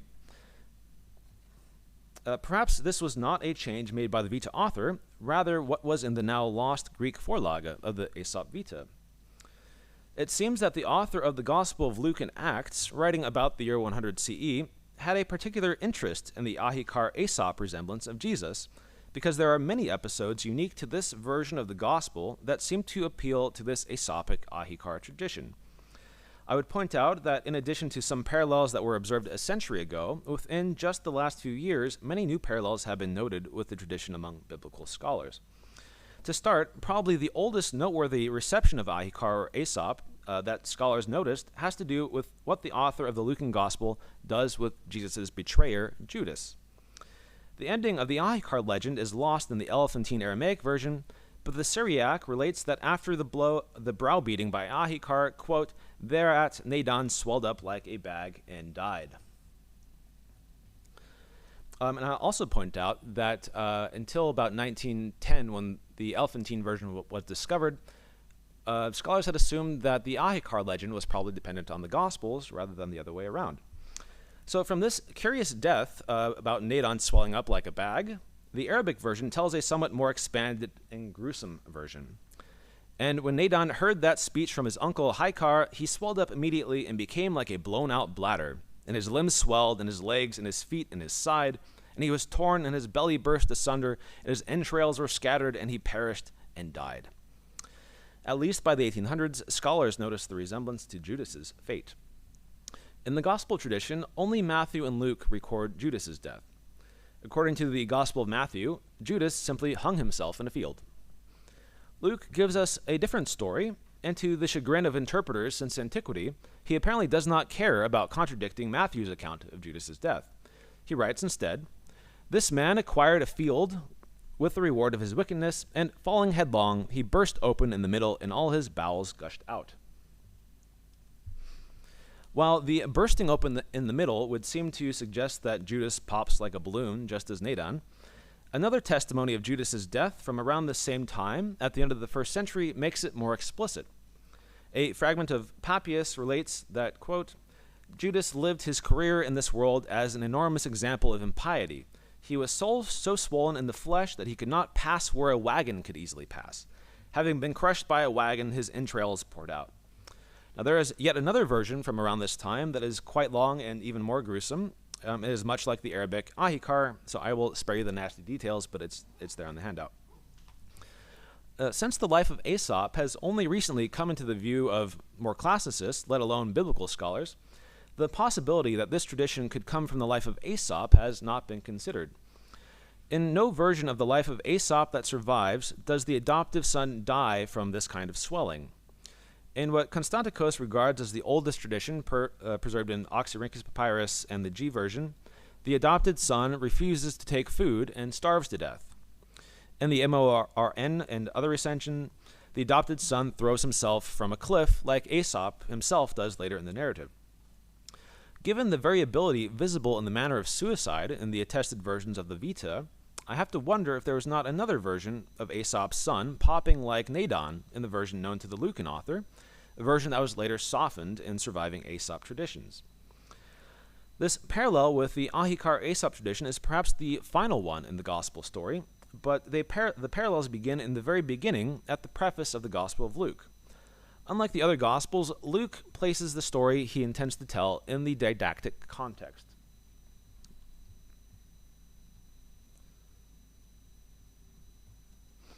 So, since many have undertaken to set down an orderly account of the events that have been fulfilled among us, just as they were handed on to us by those who from the beginning were eyewitnesses and servants to the word, I too decided, after investigating everything carefully from the very first, to write an orderly account for you, most excellent Theophilus, so that you may know the truth concerning the things about which you have been instructed. The things about which you have been instructed, the word there is literally catechism. The work thus places itself in the same framework as Ahikar, Tobit, and arguably Aesop, to offer entertainment and confirmation of the early Christian instruction. Indeed, the didactic aspect is strongly emphasized in the uniquely Lucan material, which contains, for example, many more proverbs, maxims, and especially parables than the other Gospels.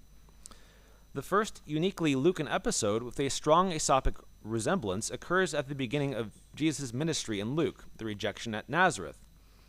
This story is among the episodes with significance for the overarching plot of Luke and Acts.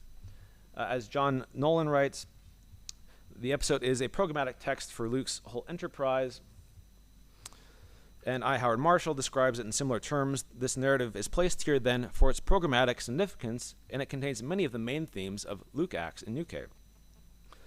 In this famous pericope that inaugurates Jesus' ministry, Jesus enters his home synagogue in Nazareth on the Sabbath.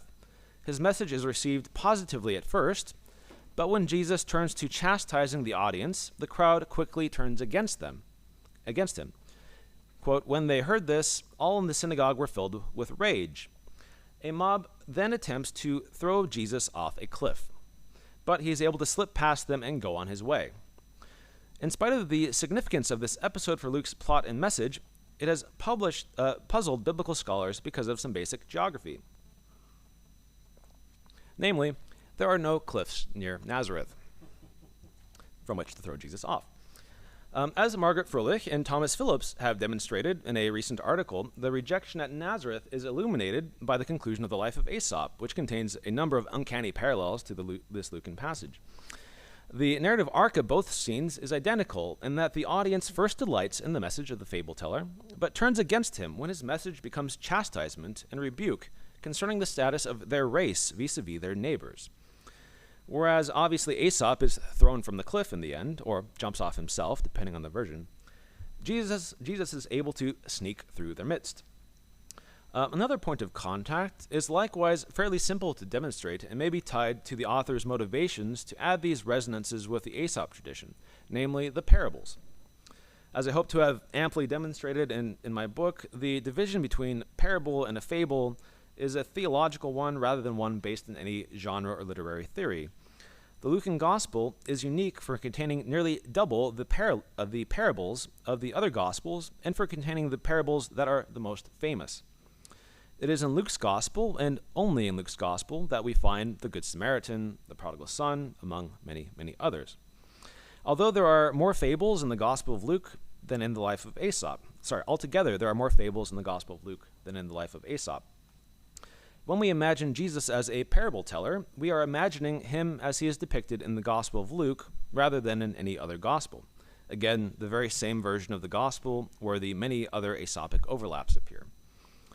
Also, like the tendency we find in the later versions of Ahikar, the collections of sayings and fables begin to be inserted into the narrative rather than circulating outside of it. What I mean by that is eventually the fables of Ahikar and Aesop are both sort of put into the narrative itself instead of just circulating alongside of it. This seems to occur with the Gospel of Luke as well. The Sermon on the Mount, which was an independent source document of Jesus' sayings that we call Q, and which was not in the earlier Gospel of Mark, becomes incorporated into the narrative of Luke. Also, much like the procedure in the life of Aesop, which spaces out the fables rather than piling them together all at once, the Lucan Gospel spaces out the fables of Jesus at about one per chapter, like pearls on a string. With one or two important exceptions, the fables in the Gospel of Luke can also be shown to have a different style than that of the Lucan author, strongly suggesting that he too had a fable collection that he was inserting at various places in the narrative. Perhaps especially because Ahikar was adopted as an Israelite by the time of Tobit, and because the author of at least the Gospel of Luke had a rather elite classical education, I do not think we should be surprised to find that this author saw some similarities in the broad outline of the life of Jesus and thought to meld some of these traditions together, perhaps using Aesop as his conduit. Now, in rabbinic literature, a few scholars have noticed the parallels between the riddle contest of Ahikar that also appears in the contest of Joshua ben Hananiah with some men of Athens. The text, let's see, do I have it here? The text, this resemblance is not only in the use of the same riddles, but likewise in the solutions of replying to impossible to solve riddles with a still greater impossibility. I don't think the text is on the handout, but I'll read one in just a moment. Joshua ben Hananiah is also well known in rabbinic circles for his engagement with Greek wisdom and spending time in Rome. His life would have been the beginning of the 2nd century CE. On at least one famous occasion, he quells a revolt with a familiar fable, one which you'll recall from the front of this handout. After Rome went back on its promise to rebuild the temple in Jerusalem, we read this story. The Jews wanted to revolt against the Roman power. Thereupon, they decided, let a wise man go and pacify the congregation. Then let Rabbi Joshua ben Hananiah go, as he is a master of Scripture. So he went and harangued them. A wild lion killed an animal and a bone stuck in his throat. Thereupon he proclaimed, I will reward anyone who removes it. An Egyptian heron, which has a long beak, came and pulled it out and demanded his reward. Go, he replied, you will be able to boast that you entered the lion's mouth in peace and came out in peace.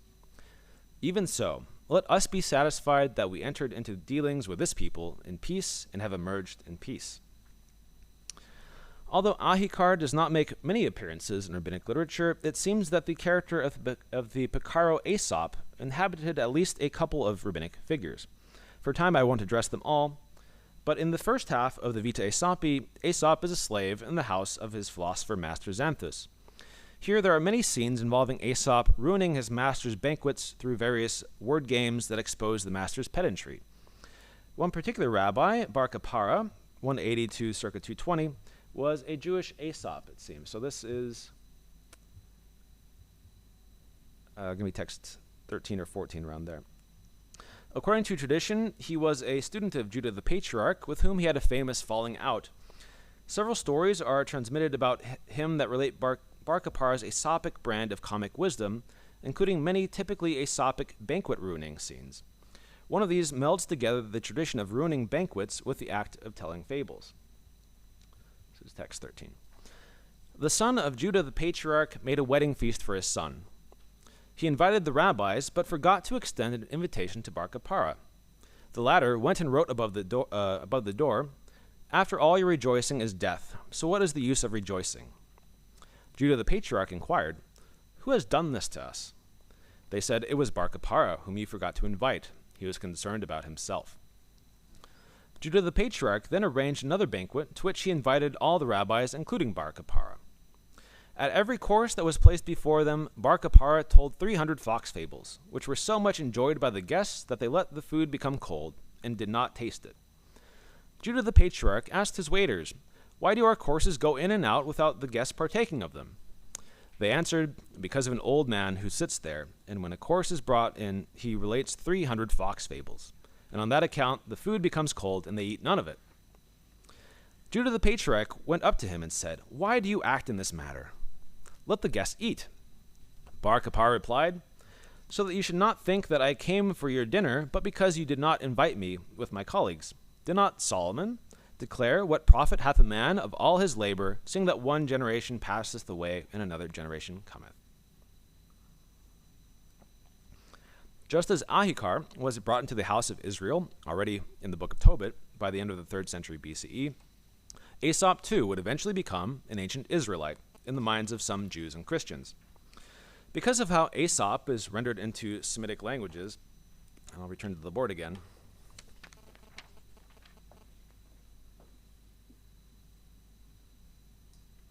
Again, going the other way. First you have a semi-vowel, which could be W, could be A, could be O. Then you have an S and a P.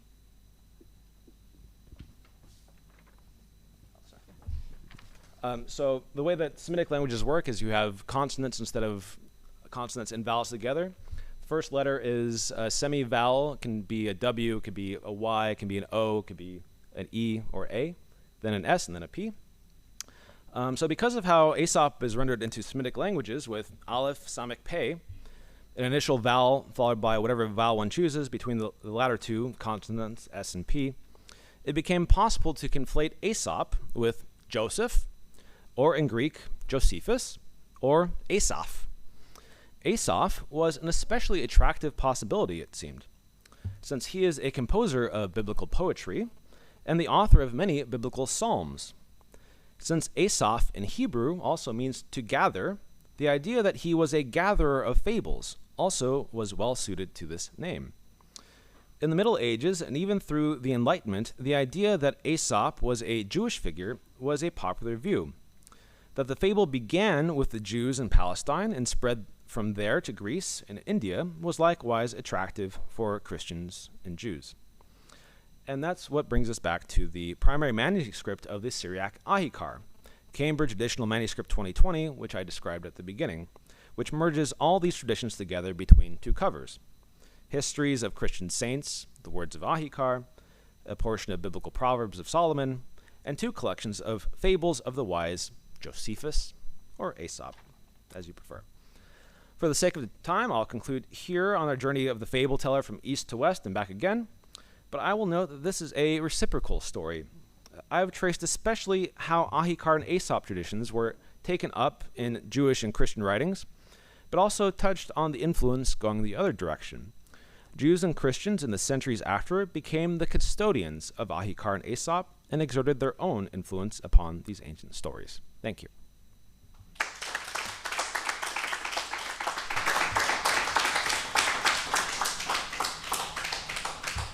Thank you very much, Professor Strong.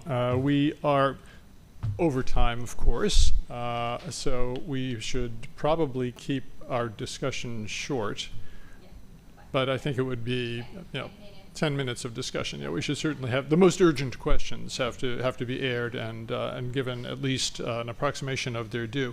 So, shall I ask the speakers to come back up here? Yes. You have more chair, so you can sit down.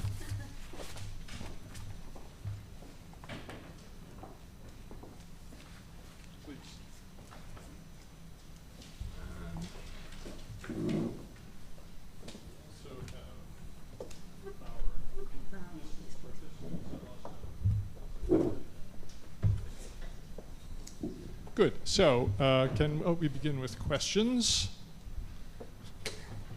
Microphone. Grazie. Più che una domanda, veramente una riflessione breve, naturalmente, sulla relazione di Francesco Morosi, che non è stata soltanto chiara, ma anche profonda, intelligente, ha chiarito un sacco di cose, ha puntualizzato anche un elemento fondante della commedia, là dove ha sottolineato come la presenza di Esopo sia il momento in cui, la citazione di Esopo sia il momento in cui appunto prende l'abbrivo l'azione, la vera e propria azione drammatica. Ma la riflessione che volevo fare riguarda l'esempio esiodeo, che tu hai, come in genere si fa, classificato tra gli esempi di violenza brutale del più forte contro il più debole, quindi in un certo senso schema lupo agnello. E questa in effetti è l'interpretazione prevalente, ma in realtà quel passo può essere interpretato in tutt'altro modo, cioè ci si chiede chi è l'usignolo e chi è lo sparviero, e viene spontaneo dire che l'usignolo è il giusto e lo sparviero invece è l'ingiusto, ma se fosse così Esiodo non avrebbe ragione di raccontare questo Ainos al fratello Perse. Quindi molto probabilmente è proprio le cose stanno proprio al contrario, cioè quello che Esiodo vuole dire al fratello Perse è che tu e i Basileis, che adesso vi comportate con violenza, un giorno sarete l'usignolo sotto la vendetta di Zeus, che rappresenta invece lo sparviero. Quindi è proprio un'interpretazione opposta. Naturalmente questa interpretazione fa qualche fatica a farsi strada, perché Zeus rappresenta la giustizia e Zeus quindi è la tutela contro, è la difesa contro la violenza, però non dobbiamo nemmeno dimenticare che quello Zeus è lo Zeus arcaico, è lo Zeus violento, è lo Zeus degli inizi, lo Zeus che si ritroverà nel Prometeo. Quindi volevo fare semplicemente questa riflessione, perché può darsi che quell'ainos fuoriesca dallo schema della violenza, che sia cioè un ainos che finisce a fin di bene, non pessimistico. Grazie per l'osservazione, che accolgo. E anche a me veniva in mente, appunto, quando tu parlavi di Zeus, no? Come principio di giustizia, naturalmente, che diciamo, si tratta comunque di una giustizia violenta, no? Hai ricordato tu stesso il Prometeo, quindi non ho altro da aggiungere rispetto a quello che hai detto, no? Grazie per questa puntualizzazione.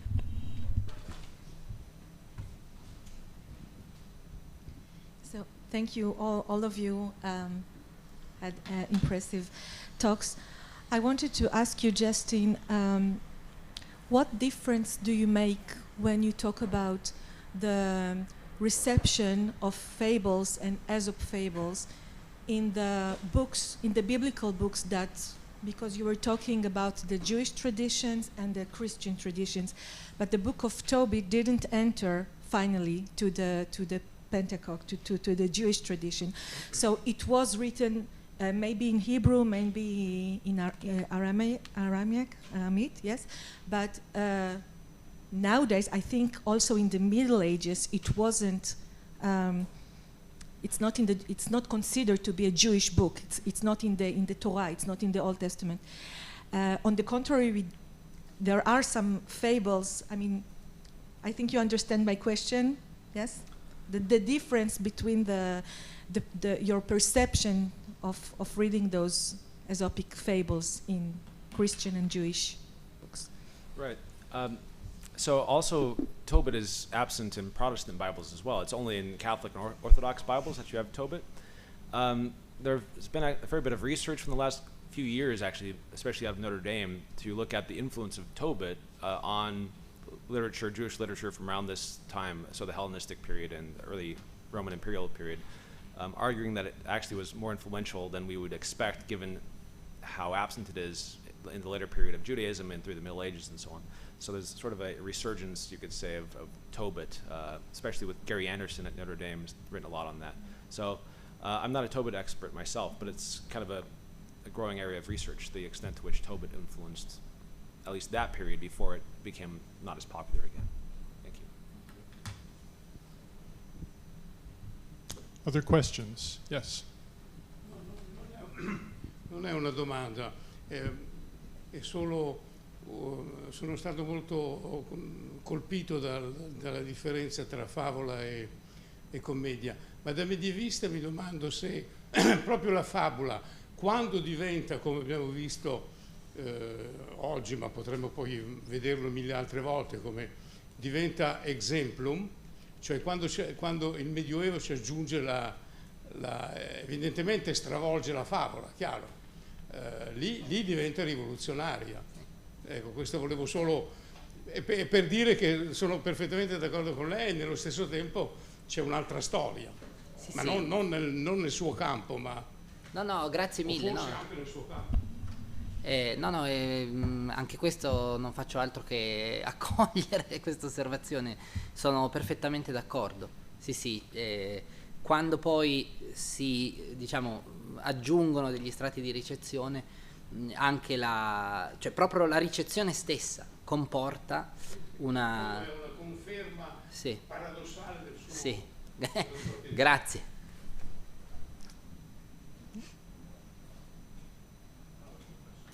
Jeremy. I just want to note that our two wonderful speakers in the middle, that you had texts from the East, but you're not sure if there was Aesop, and you have texts from Rome, and you're not sure if there was the East in them. But Ursula, my question is, given that there were certainly ideas circulating that Phaedrus would have access to, placing the origins of fable all over the East, the Near East, do you make anything of the silence that when he actually gives the origin of fables in the prologue to Book 3, why he doesn't give any geographical flavor to it, or throughout the collection,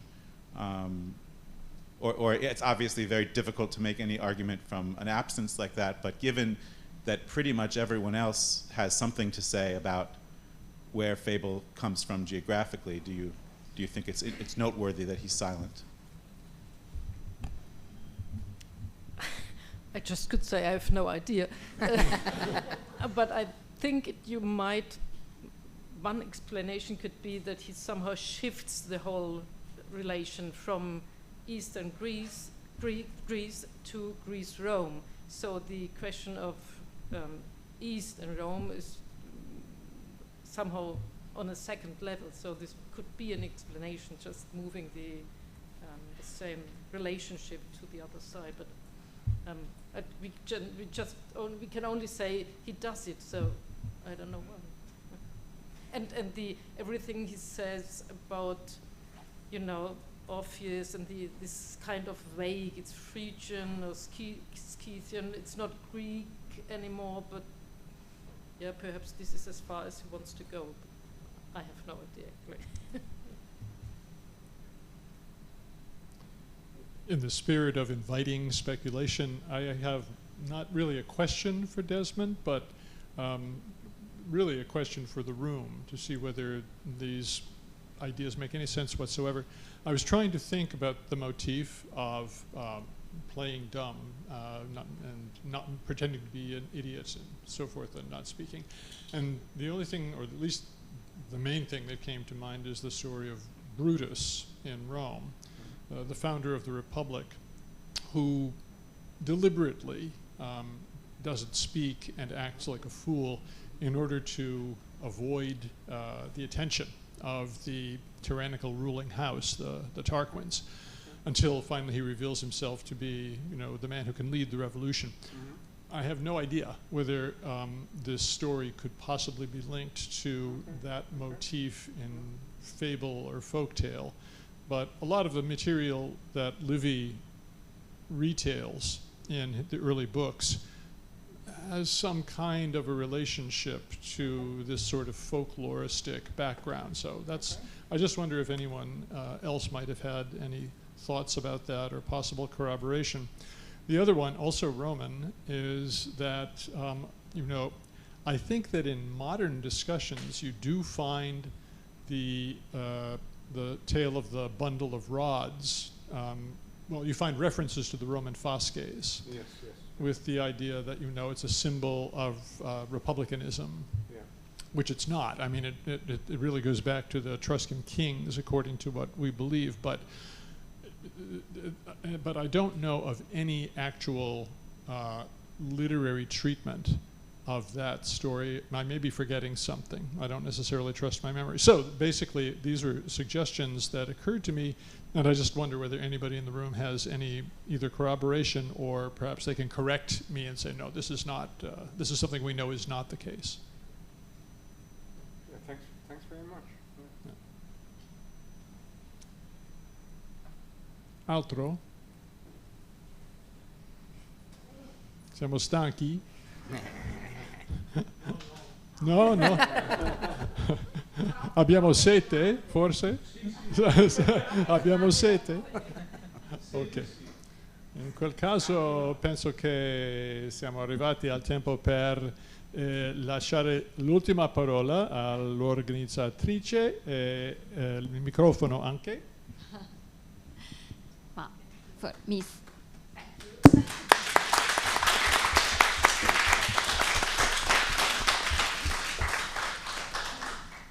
Allora, io dico in italiano, poi lascio a Jeremy, così saluta in inglese. Grazie, perché la giornata è stata veramente densa, di stimoli, di spunti, davvero. Thank you so much for all the favolosa, yes, fabulous session. We are late with the closing time of this day. Siamo un po' in ritardo, grazie anche agli studenti che hanno seguito. Alcuni sono dovuti andare via perché avevano un'altra lezione alle 6, quindi alle esercitazioni di filologia italiana.